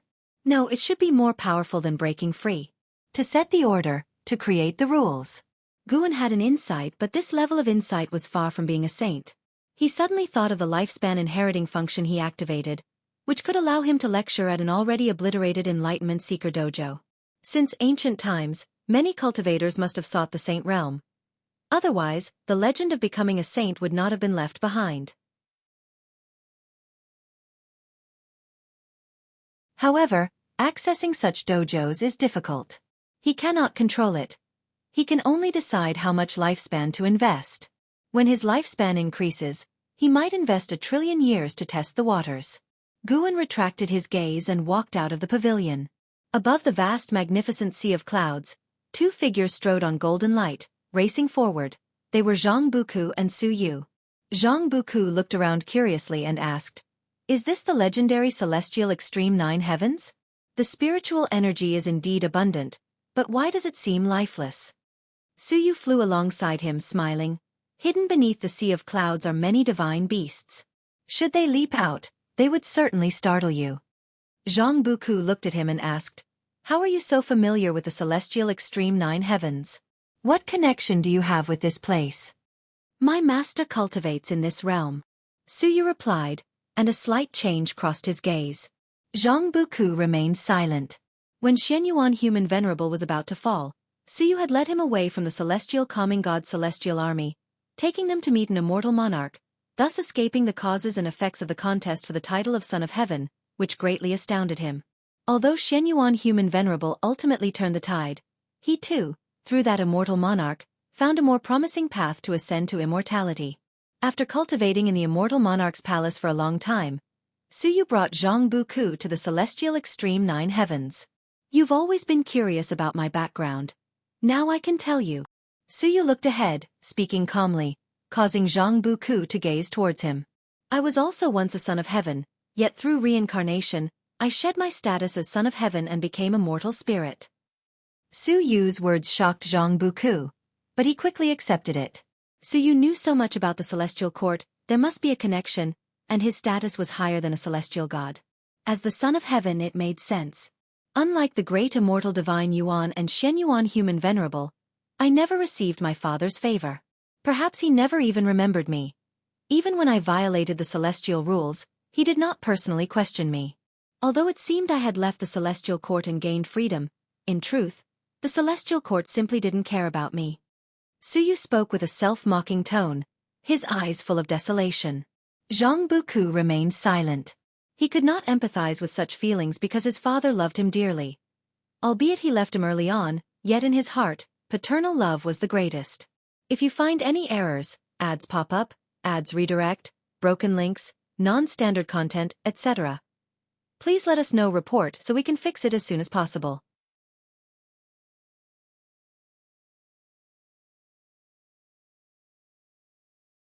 Chapter 817. Great Calamity. Since you have already shed the identity of the Son of Heaven, why are you coming back now? Zhang Buku remained silent for a moment before speaking, looking at Su Yu. The two had fought side by side for tens of millions of years and were like brothers, so he would not change their relationship because of Su Yu's different identity. In fact, over the years, he often speculated about Su Yu's identity and was already mentally prepared. Su Yu, in an annoying tone, said, "Isn't it because I met you? I originally wanted to lead a carefree life, but since knowing you, it's been nothing but trouble." Zhang Buku smiled upon hearing this and said, "Then you can leave now, I won't stop you. Forget it, with your disposition, you'd have died 8 million times without me. Have I never saved you? Just to mention one thing, before joining the Celestial Army, when you tried to seize the heaven and earth ultimate treasure, you were ready to perish with your opponent, and it was only with my secret technique that we broke through the siege. This is a separate matter." The two began to bicker, with Su Yu's mood lifting, returning to his usual carefree state. The two bickered all the way as they moved forward. Ahead, a radiant aurora appeared, and at the end of the aurora was a colossal palace. On the palace eaves crouched a majestic great blue bird, its majestic beauty causing space to seem distorted with its fluttering feathers. Zhang Buku's gaze fell on the plaque of that palace. CTH Novelfire, NE*T website on Google to access chapters of novels early and in the highest quality. 9 Heaven's Immortal Palace. Upon hearing Zhang Buku's whisper, Suyu explained, residing in the 9 Heaven's Immortal Palace is a heaven-opening Daluo immortal known as the 9 Heaven's Immortal Emperor. She is considered my junior sister, and we have a good relationship. Let's go to her palace to cultivate for some time to enhance your physical body. 9 Heaven's Immortal Emperor. Zhang Buku recalled hearing within the Celestial Army that anyone who could claim the title of Immortal Emperor in the Celestial Court held a high status, at least not comparable to a celestial god. He began to look forward to the upcoming years of cultivation. After experiencing the battle for the title of Son of Heaven, Zhang Buku's ambitions grew. He wanted to become an immortal god more powerful than the Son of Heaven. He wanted to become a player rather than a pawn. The two hastened their pace, flying towards the 9 Heaven's Immortal Palace. The passage of time was swift. 100 years passed in the blink of an eye. For mortals, 100 years is long, but for cultivators after nirvana, a century is not much different from a month.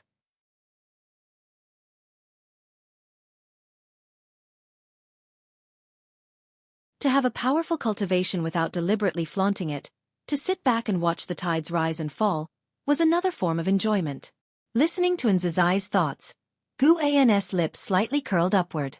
Nzazai, like an Xin, had thoroughly become a true cultivator like him, which was great. Though Wuxia had many disciples, those who genuinely walked alongside Gu were few. The two chatted sporadically, Nzazai thoroughly enjoying his current state, as Gu was whom he admired most. Whether cultivating or conversing with Ancestor, he liked both, and having them together was a rare occasion in thousands of years.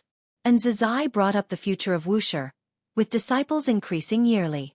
Despite limiting the number of students, with each generation passing training to the next, it would inevitably become a colossal entity, and he feared managing Wuxia poorly in the future.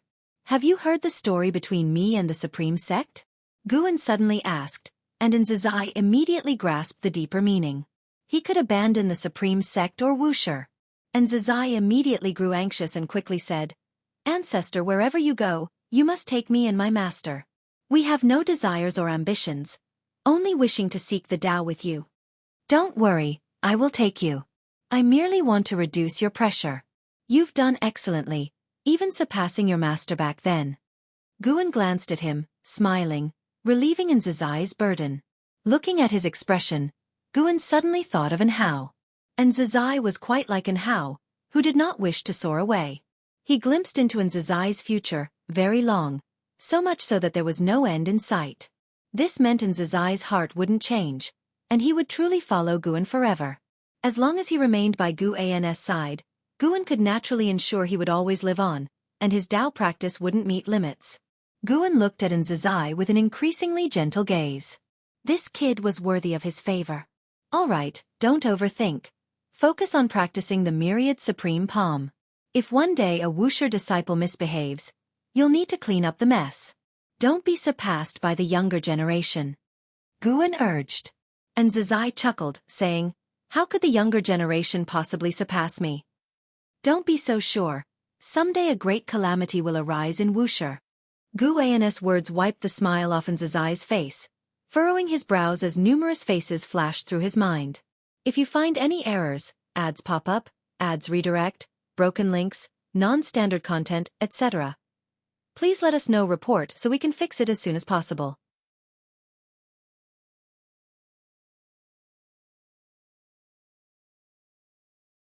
Chapter 818.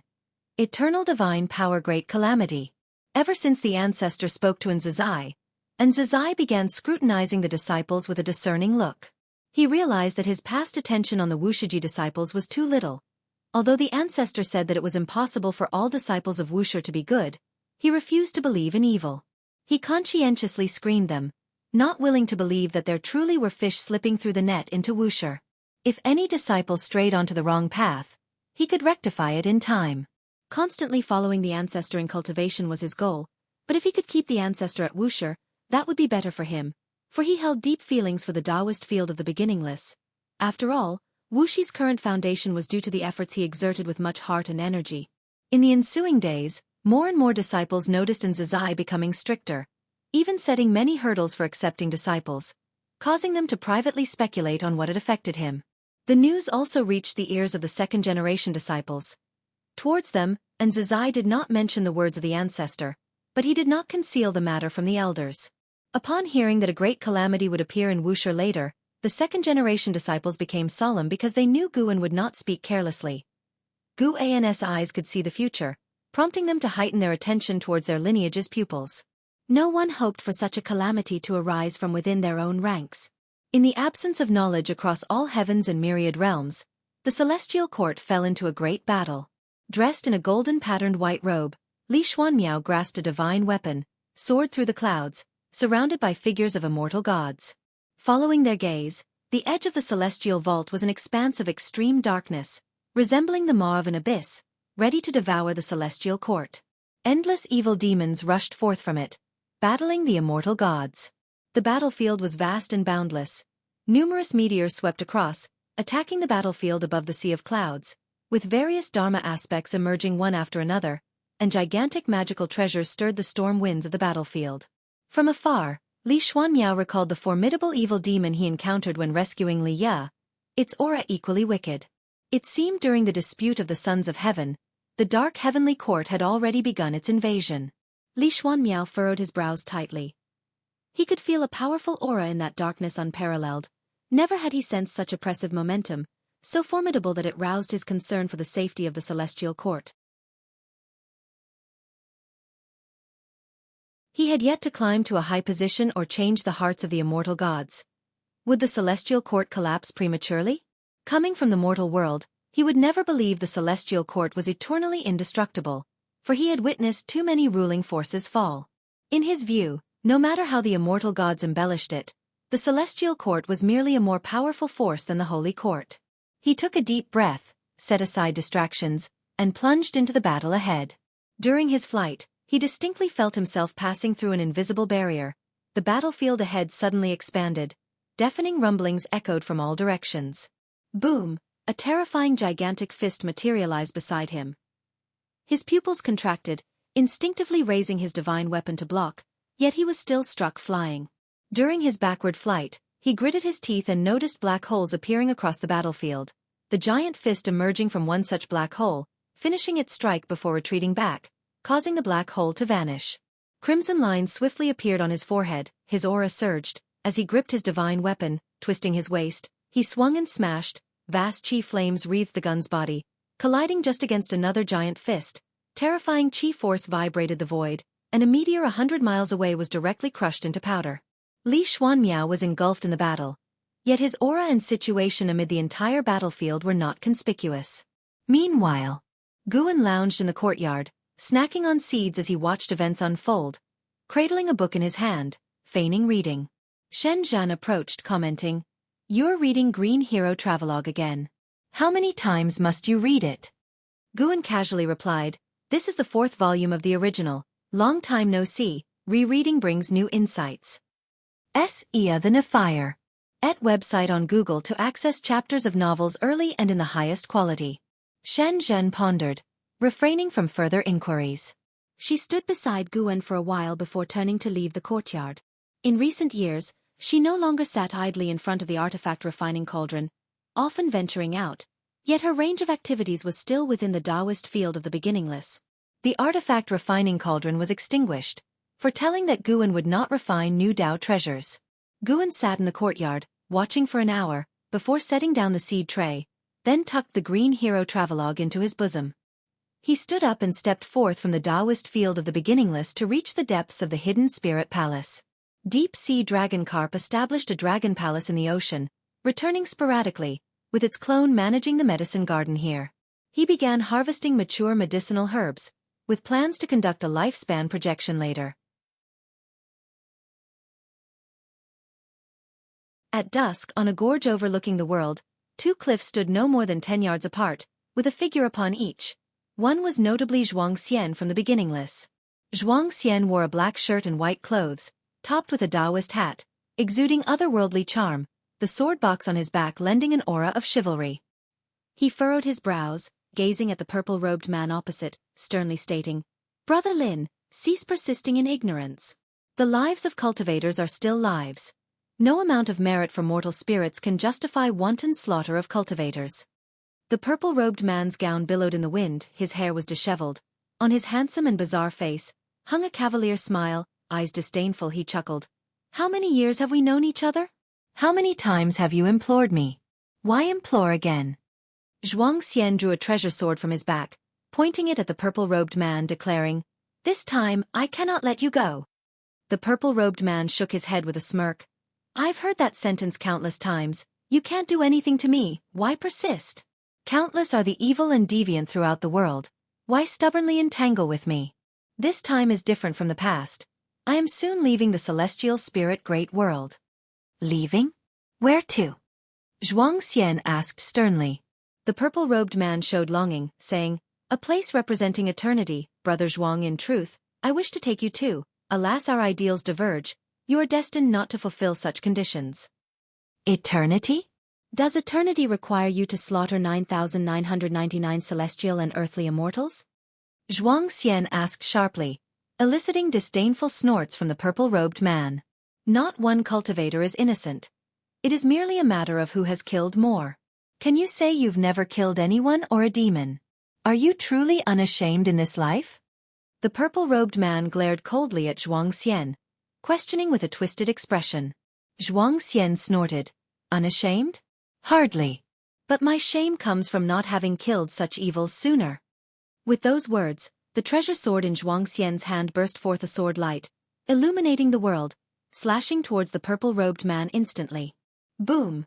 The cliff beneath the purple-robed man and the barren mountain behind him shattered, raising terrifying dust waves sweeping to the horizon, but his eyes did not blink. The sword tip was less than 3 centimeters from his eyes. So cool were his gazes. "Thus, Brother Zhuang, today let you feel the disparity between us. This is the first time I exhibit the eternal divine power. Should you not exert your utmost, you shall die." The voice of the purple-robed man echoed, unleashing killing intent that plunged the entire world into an icy chill. If you find any errors, ads pop up, ads redirect, broken links, non-standard content, etc., please let us know. Report so we can fix it as soon as possible.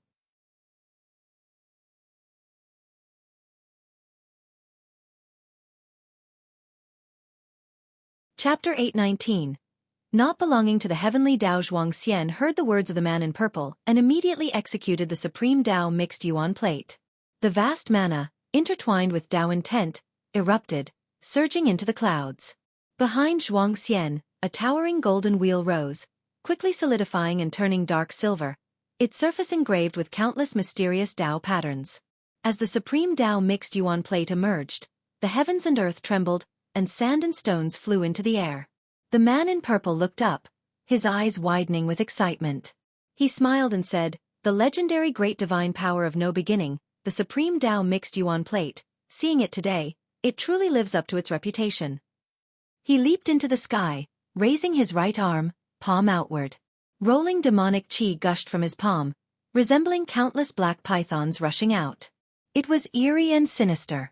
These demonic chi quickly coalesced into a black flood dragon, stretching over 1,000 feet long. At a glance, it seemed he had a flood dragon for an arm, though his flesh seemed insignificant compared to this arm. Seeing the man's divine skills, Zhuang Xian frowned. He could feel the endless power of cause and effect surging towards him, sealing this space. The power of cause and effect was formless and colorless. The power of cause and effect that the man in purple wielded was extremely venomous, like a sea of curses intending to drown Zhuang Xian. Zhuang Xian raised his hand to reclaim his treasure sword, then soared into the sky. The supreme Dao mixed yuan plate began to spin, crushing the cliffs and mountains below. The majestic aura spread out, manifesting as various ominous signs. The man in purple laughed loudly and charged directly at Zhuang Xian. Before the supreme Dao mixed yuan plate, even his 1,000-foot flood dragon arm seemed insignificant, like an egg striking a stone. Boom! A rumbling sound came from the edge of heaven and earth, startling the disciples cultivating in the Taoist field of the beginningless. In the valley, Zizai was lecturing to dozens of disciples, all carefully chosen to inherit the spirit of Wuxia. The sudden loud noise made him frown, and he turned to look into the distance. He recognized one of the auras. It belonged to his most valued Wuxia disciple, Zhuang Xian. Zhuang Xian was engaged in a fierce battle, and such a momentum likely meant he had employed the Supreme Tao Mixed Yuan Plate. It was known that in the past, Zhuang Xian frequently executed the Supreme Tao Mixed Yuan Plate but had never unleashed such an aura. This proved that Zhuang Xian had been driven to desperate straits, exerting all his might.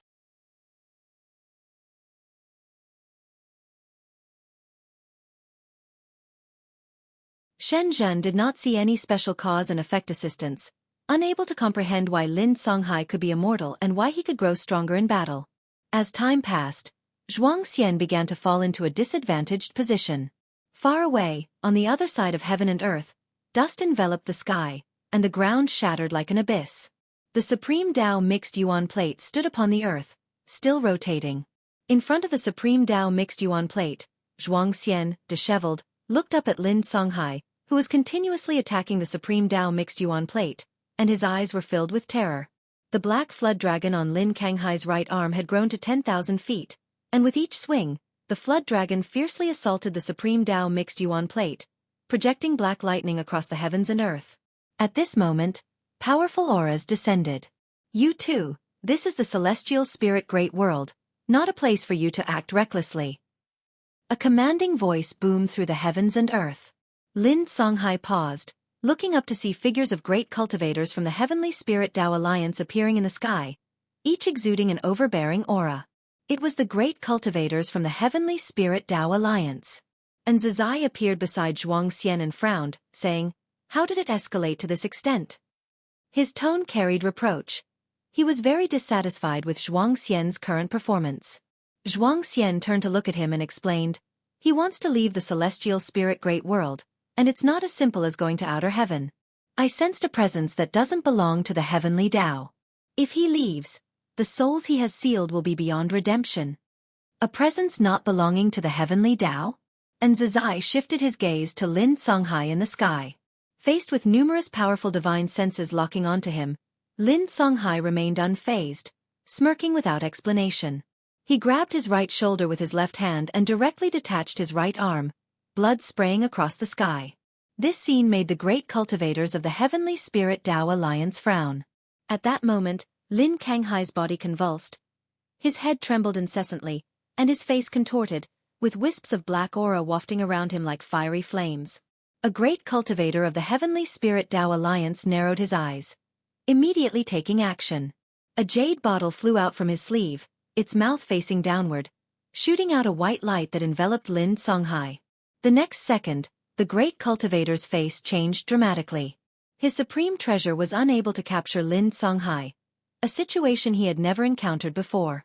If you find any errors, ads pop up, ads redirect, broken links, non-standard content, etc., please let us know. Report so we can fix it as soon as possible.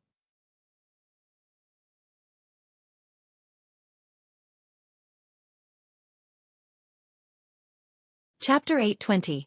Eternal God. Bathed in white light, Lin Songhai continued to tremble all over, looking as if in pain, yet the ferocious smile on his face seemed excited. He seemed to be anticipating something. The other great cultivators of the Heavenly Spirit Tao Alliance also sensed something was amiss and took action one after another. One by one, streams of mana were cast onto Lin Songhai but were dissipated by the black aura surrounding him. All the great cultivators felt as if their mana was falling into an abyss, instantly cutting off their connection and leaving them unable to discern how deep it truly was. This made them feel as if facing a formidable enemy, prompting them to scatter and encircle Lin Songhai. And Zizai also sensed something was off with Lin Songhai and stepped forward, saying, "Withdraw your divine skills, let us handle the aftermath from here." Zhuang Xian did not arrogantly hold back either, immediately dispelling the Supreme Tao Mixed Yuan Plate, only to see the black aura around Lin Songhai quickly converge into a door, a black door as tall as 100 zhang, and as it opened from the right, waves of silver light poured out from within. An overwhelming might enveloped the entire celestial spirit great world, startling countless cultivators. In the boundless chain of mountains, a strong man meditating under a waterfall opened his eyes, his shirtless body adorned with two red dragon patterns that writhed. He lifted his gaze, frowning, with a sharp glint flashing in his eyes. He was none other than Son of Heaven Jie Yan. This aura?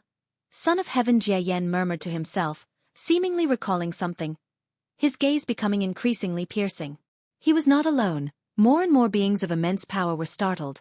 Even the many dojos in the outer heaven could sense this vast aura. Before the world gate, the celestial spirit god opened his eyes, his gaze piercing through, looking towards the celestial spirit great world. What is that? Sar the Nephire. Et website on Google to access chapters of novels early and in the highest quality. It was the first time he had felt such an aura. His instincts told him it was very dangerous, and he was certainly not its match. He did not rise to act, not because he was afraid, but because there were stronger immortal gods within the celestial spirit great world. Tai, immortal monarch, and the 72 immortals of Golden Cave moved swiftly, appearing before the black door even before it fully opened. Bang! Tai, immortal monarch's right palm pressed against the black door, forcefully holding it shut. The appearance of Tai, immortal monarch, and the 72 immortals startled the great cultivators of the Heavenly Spirit Tao Alliance, and someone soon recognized their identities, exclaiming, "Immortal gods!"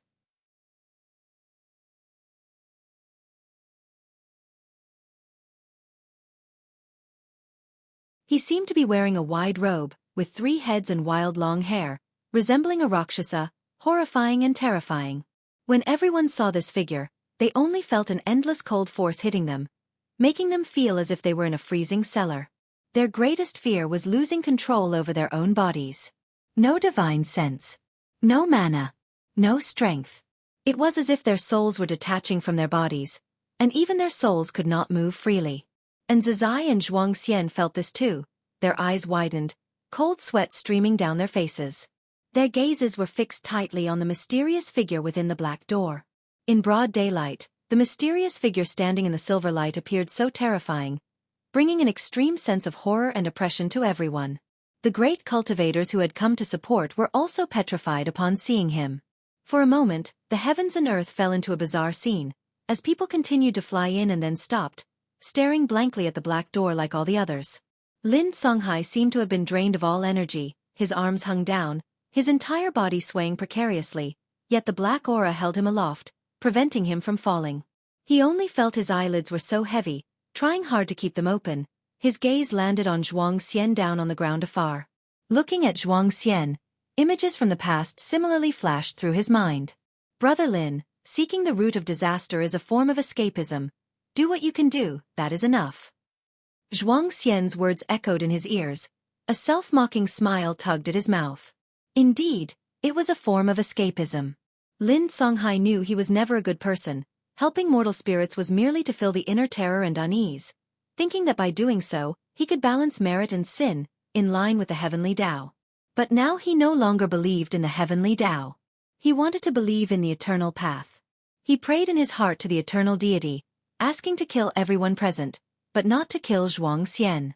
He never believed in the existence of true good people until he met Zhuangxian. Originally from Wuxia, Zhuangxian could have enjoyed everything.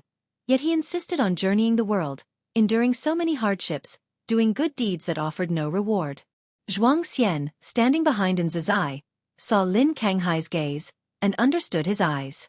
But now he was powerless to resist, and compared to Lin Songhai, he was more worried about the calamity the mysterious figure inside the black door might bring. If you find any errors, ads pop up, ads redirect, broken links, non-standard content, etc., please let us know. Report so we can fix it as soon as possible.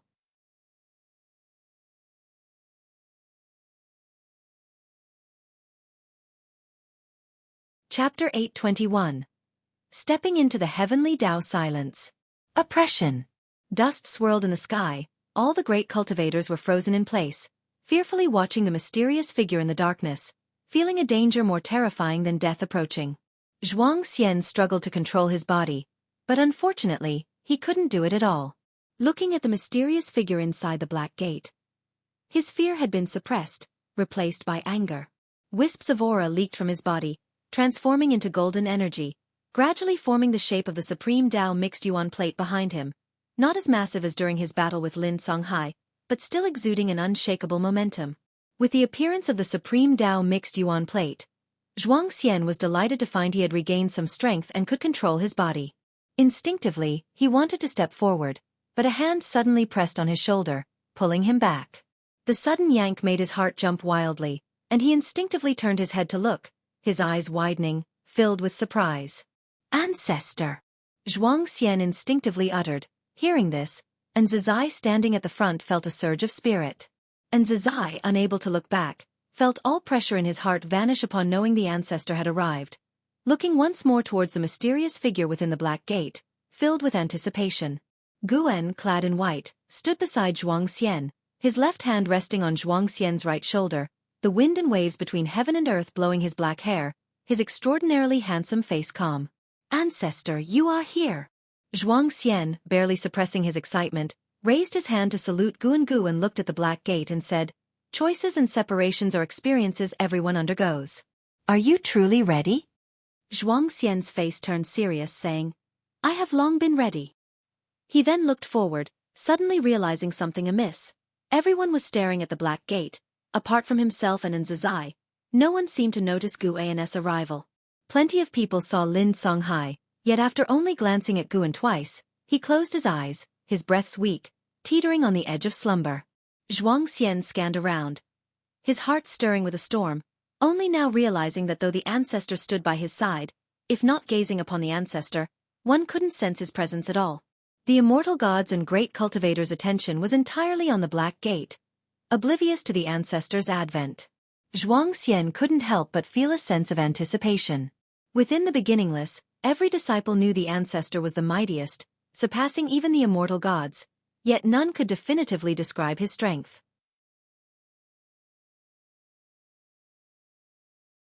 Cultivating the supreme Tao mixed Yuan plate had allowed Zhuang Xian to perceive the ancestor's unfathomable depths.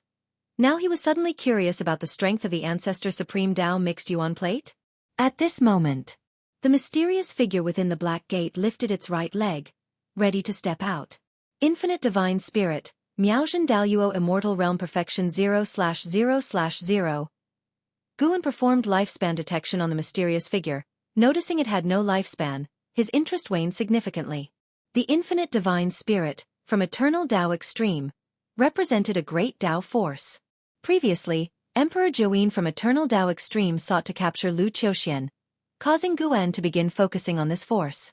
Though Eternal Tao Extreme hailed from chaos, they could infiltrate all heavens and myriad realms through the Great Tao River. Over the long years, Lin Songhai was not alone in being beguiled.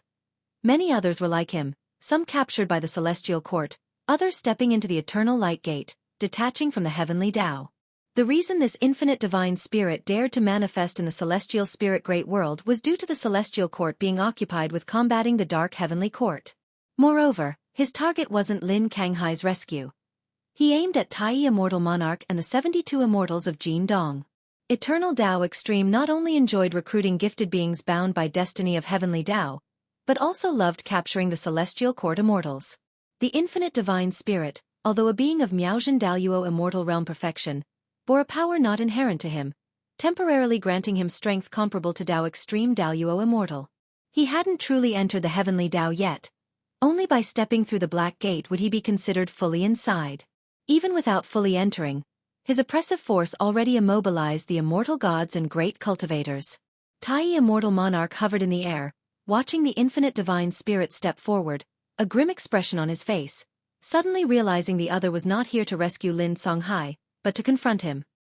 He could perceive an utterly venomous divine sense scrutinizing him. This reminded him of some rumors he heard in the Celestial Court. The other must hail from chaos. CTH Novelfire. Net ** website on Google to access chapters of novels early and in the highest quality. Impossible. Must self-destruct. Immortal gods can resurrect after death, but if captured and taken away, the consequences would be unimaginable. Tai Immortal Monarch wanted to self-destruct, but he couldn't, unable to mobilize Celestial Tao destiny, unable to wield his own mana. Watching the Infinite Divine Spirit step 1 foot out of the Black Gate, he grew increasingly anxious. Not just him, but the 72 Immortals of Jin Dong also felt the malevolent divine sense probing, which heightened their tension. Meanwhile, more great cultivators hurried over, without exception, once approaching the 100-mile radius around the Black Gate, all lost control over their bodies. Moreover, they were descending. With the infinite divine spirit stepping into the heavenly Tao, everyone felt as if their souls were being tread upon. Zhuang Xian and Nzizai's attention was also drawn to the movements of the infinite divine spirit. After his right foot stepped out of the Black Gate, the infinite divine spirit lifted his left foot. These two steps seemed so prolonged, causing everyone torment. When the infinite divine spirit stepped out of the Black Gate, his true body still hadn't been revealed, remaining so pitch black, merely flames igniting around him, distorting the surrounding space. As the flames dissipated, the oppression on everyone constantly heightened. Suddenly, the infinite divine spirit looked down, glancing towards the direction facing him, precisely where Guan and Zhuang Xian were. Those with their backs to Guan couldn't turn, yet those ahead of him among the great cultivators followed the infinite divine spirit's gesture and spotted Guan. They couldn't see Guan's true visage, only seeing a white-clad man, his face blurred. The infinite divine spirit murmured in doubt, clearly surprised by Guan's existence. Before crossing the Black Gate, he couldn't perceive Guan's presence. The reason for his slow movements was to sweep through the celestial spirit great world, determining it was free of danger before stepping in. Upon entry, he sensed a new presence in this great thousand world, and all the world's cause and effect altered, with obscure regions everywhere, making it unseeable. Unable to discern Guan's cultivation level, he dared not advance further. Nzizai, Zhuang Xian watched the infinite divine spirit focus on their direction, breath held tight, exceedingly nervous. Just seeing the infinite divine spirit stand in the air induced terror. Difficult to imagine the dreadful power contained within this figure. Who are you? You lack celestial court destiny. The infinite divine spirit's voice sounded again, cold in tone, hoarse and chilling. Upon hearing this, the previously tense Tai immortal monarch and 72 immortals seemed to realize something. All felt relieved and revealed mocking smiles, watching the infinite divine spirit like vermin. If you find any errors, ads pop up, ads redirect, broken links, non-standard content, etc., please let us know. Report so we can fix it as soon as possible.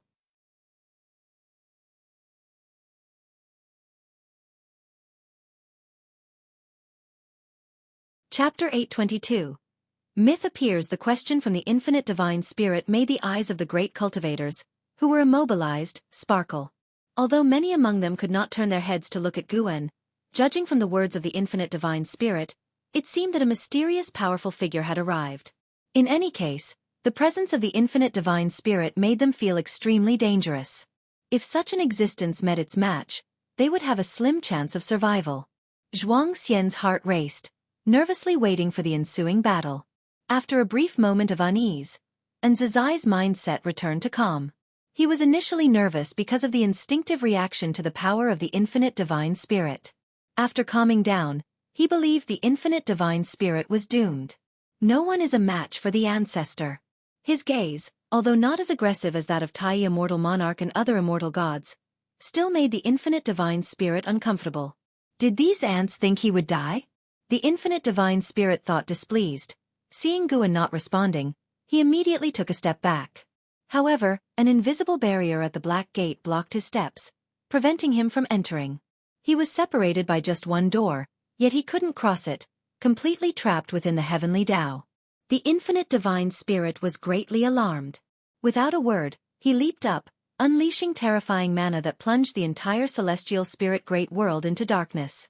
Everyone was startled by the sudden change, and at that moment, Guan raised his hand and grabbed across the void, making the dark celestial vault suddenly brighten. Lin Songhai, who was floating in the air, fell to the ground, and the Black Gate turned into black mist, vanishing without a trace. The terrible pressure enveloping the world disappeared, and everyone felt as if they had landed, regaining control of their physical bodies. The light and darkness changes just now made everyone a bit dazed. At a glance, the figure of the infinite divine spirit was already gone. Nzizai and Zhuang Xian completely returned to their senses, vigilantly scanning the world in all directions. Ancestor, watch out, he might pull a trick. Zhuang Xian, while searching for the infinite divine spirit, turned around. When his gaze landed on Guan, he froze completely. He saw Guan standing still, raising his right hand. In the palm of his right hand was a small black figure, struggling as if it wanted to escape his palm, but it was blocked by an invisible barrier and couldn't escape at all. The figure. Zhuang Xian recognized the identity of the small figure. His eyes were fixed in astonishment. And Zizai, hearing Zhuang Xian's half-finished words, instinctively turned around. When he saw the infinite divine spirit in Gu An's hand, he too was stunned.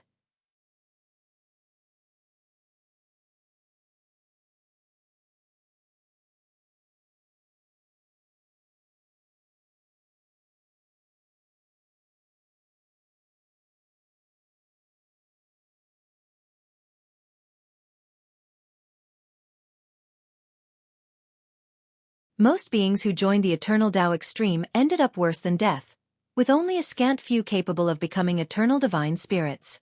The gods of the Eternal Tao Extreme would refine the souls of heavenly Tao beings, merging them into their destiny, thus enhancing the resistance of the Eternal Tao Extreme destiny against the Celestial Tao destiny. The Eternal Tao Extreme itself possessed countless gods, which were fundamental to their foundation. Long ago, the Eternal Tao Extreme invaded the heavenly Tao, where the Celestial Emperor's great might slayed most of them. Since then, they dared not attack the Celestial Court again. Yet the Celestial Emperor's strength filled them with longing for the heavenly Tao. These eternal divine spirits seduced the beings of the heavenly Tao through the great Tao River. Their methods for Lin Songhai were relatively gentle, yet many were forcibly abducted like Lu Qiuxian. The infinite divine spirit slaughtered countless beings of the heavenly Tao, consuming their cultivation levels, seizing their destiny, and even refining their souls into eternal treasures. Lin Kanghai's capture of many celestial and earthly immortal souls was at its behest. Guan then took out the Fate Pen and Infinite Sword Book. Holding the book in one hand and the pen in the other, he wrote the 4 characters of Infinite Divine Spirit on the Infinite Sword Book and then erased them with a stroke. 2 breaths later, you successfully seized the Infinite Divine Spirit, Miaozhen Daluo Immortal Realm Perfection. 82,387,201,666. Gu An's lips curled upward, humming lightly. So-called eternity seems to be just a bluff. As long as there is lifespan, it is not eternal. The Fate Pen and the Infinite Sword Book are Gu An's life-bound magical treasures, refined through the way of cause and effect, strengthening as his cultivation grows, living and dying together. They represent the strongest power of the Supreme Emperor of Ultimate Merging Tao, so much so that even the destiny of the Eternal Tao Extreme cannot completely isolate them, crossing countless light years and planes to slay enemies outside the Great Tao. After completing all this, Guan put the 2 life-bound magical treasures into his body, then lay on the steps to start a nap. During his nap, he used his own Tao intent to create an illusory scene of the Eternal Tao Extreme, immersively experiencing the Eternal Tao Extreme. From the current information, the Eternal Tao Extreme might not be stronger than the Dark Heavenly Court, only that their destiny is more ancient. Of course, most importantly, neither force is comparable to the Celestial Court, allowing Guan to continue living under the Celestial Court's protection. It's worth mentioning that the Eternal Tao Extreme and Dark Heavenly Court are also in hostile relations. The Eternal Tao Extreme once attempted to devour the Dark Heavenly Court but failed, leaving an irreconcilable hatred between the two.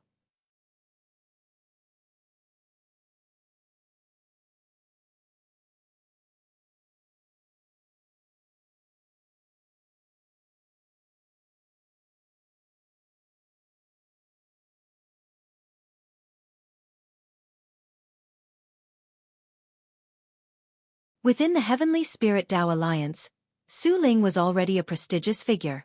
But in outer heaven, no one would pamper him. If an opportunity arose, anyone would compete for it. At the moment, Su Ling was besieged by a group of cultivators of the same realm. Relying on the heaven-splitting divine axe, he held his ground and grew increasingly vigorous in battle. Guan could tell that Su Ling's strength wasn't on the same level as those opponents, but Su Ling hadn't resorted to lethal force.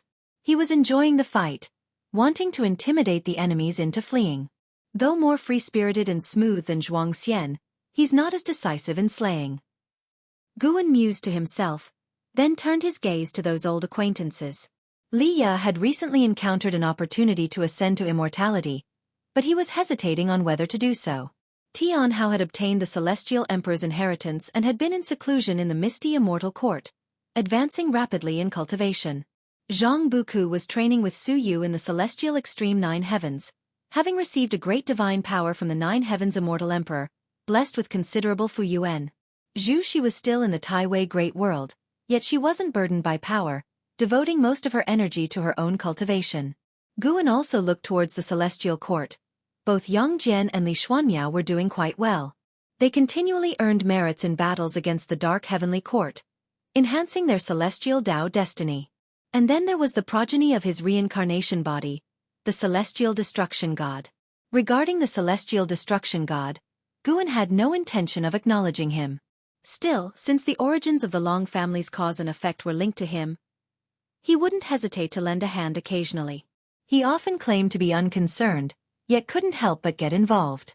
Guan was aware of this quirk of his, but he didn't consider it a fault. On the contrary, he found it interesting. Of course, he was also delighted because he had the capability to undertake these tasks. It's been a long time since I've conducted a lifespan reincarnation. Today seems fit for one. With my current cultivation level, could the reincarnation body be so powerful that it would only fall to a mixed element profound venerable immortal? If that's the case, who could stop him? Thinking this, Guan suddenly found it amusing that if he carried out a lifespan reincarnation, he might again encounter the Celestial Emperor. In the past, he would have dreaded such trouble. But now, he even felt a sense of anticipation. Dueling with the Celestial Emperor in reincarnation? Interesting. If you find any errors, ads pop up, ads redirect, broken links, non-standard content, etc., please let us know. Report so we can fix it as soon as possible.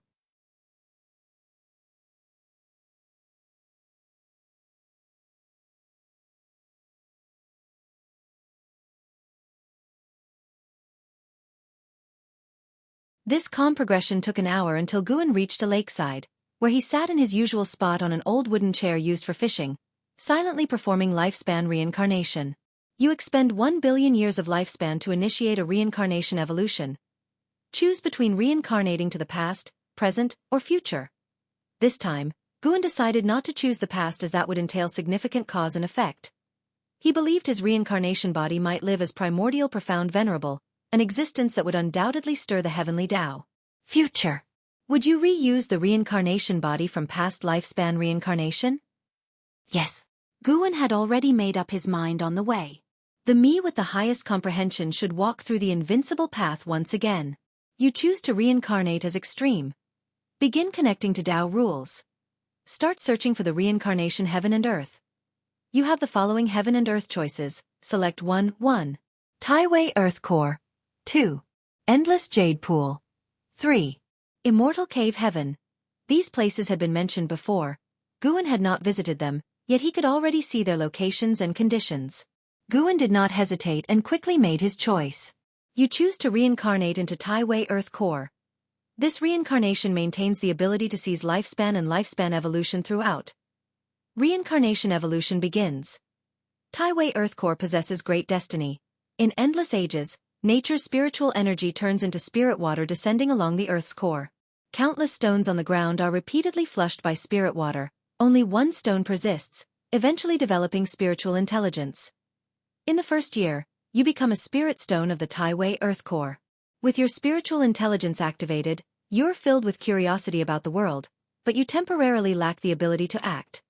You can only instinctively absorb the spirit water drops falling upon you. Spirit stone? Guan thought of Sun Wukong from Journey to the West. However, Sun Wukong was the stone that mended the sky, of much greater origin. The following prompts were calming, offering no choices. At age 507, a female immortal flew from the horizon, landed beside you, and examined you curiously. You involuntarily felt nervous but heard her speak aloud. She discovered you possessed spiritual intelligence, deemed you a peculiar being undeserving of obscurity. She did not disturb you but instead left. At age 508, the female immortal returned with a group of human race cultivators, instructing them to guard your growth. You also learned her name, Shengten.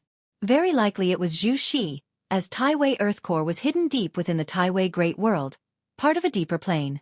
The current Taiwei Great World had yet to perceive Taiwei Earth Core's existence, holding even grander spiritual energy and opportunities.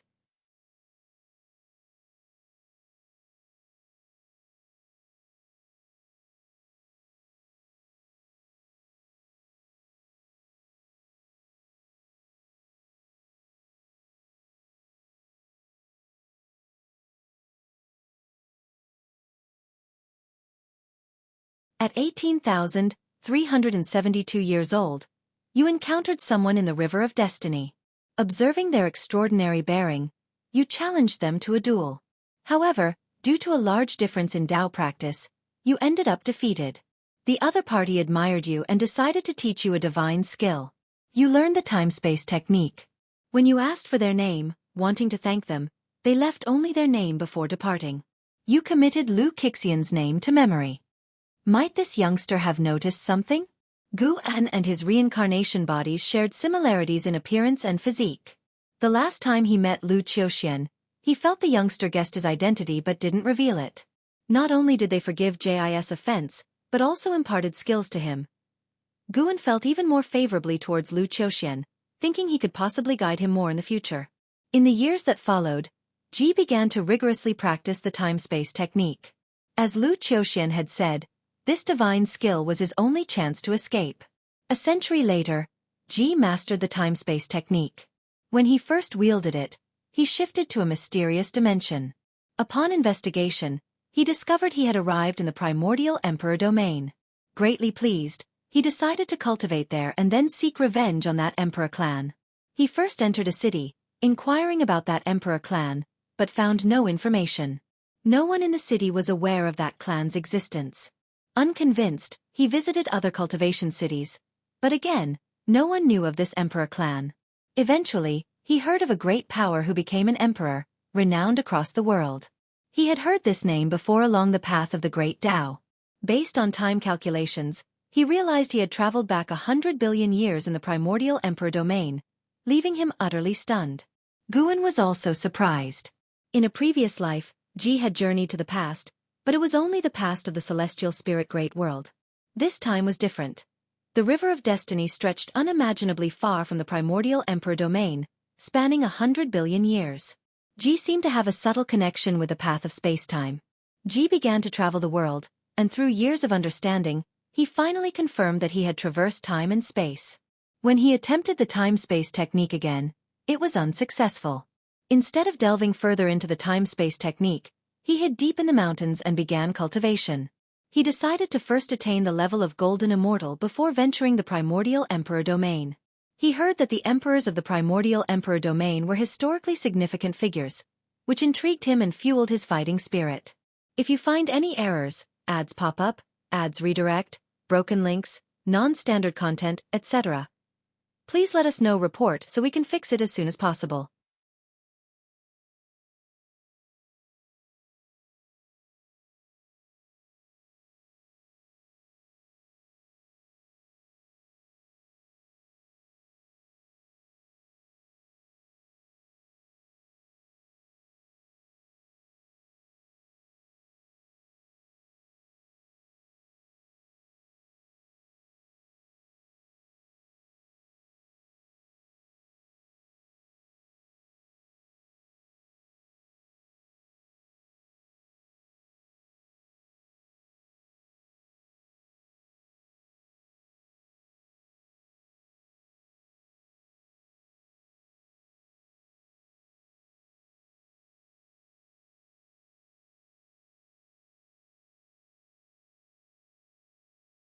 Guan closed his eyes, beginning to inherit Jae's memories.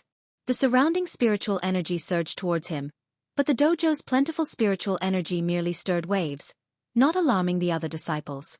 The Taoist field of the beginningless had long expanded, with a special area for crossing the tribulation. The disciples were used to any disturbances. Experiencing Jis life truly, Guan sensed a freedom other reincarnation bodies had never had, even describing it as carefree. Ji traversed the all heavens and myriad realms, ventured to the past, battled the future, reaching utmost pleasure. Most of his battles were crushing victories, with rare injuries in his life. This was the longest reincarnation Guan had experienced, unlike other reincarnation bodies who loved to cultivate in seclusion. Jis life, always on the move, was far richer than others.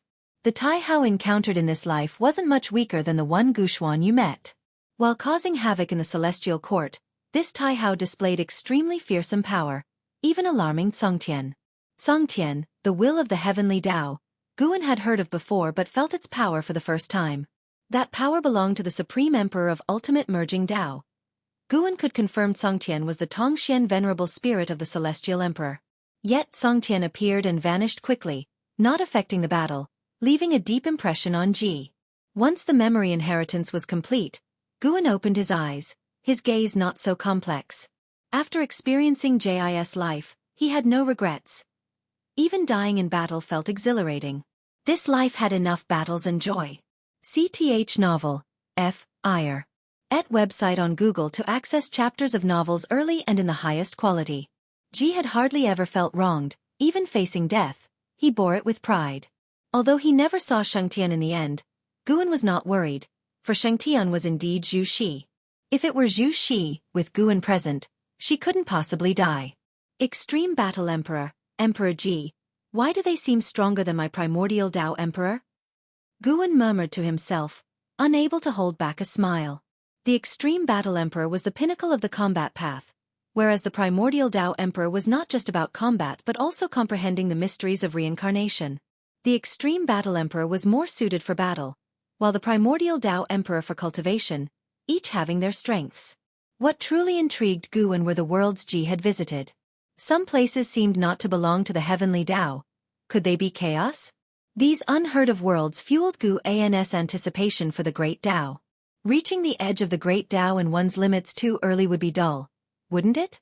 Than simple human desires, Guan anticipated and pursued grander things. He wished to become an invincible one like the Celestial Emperor but would not be content with just that.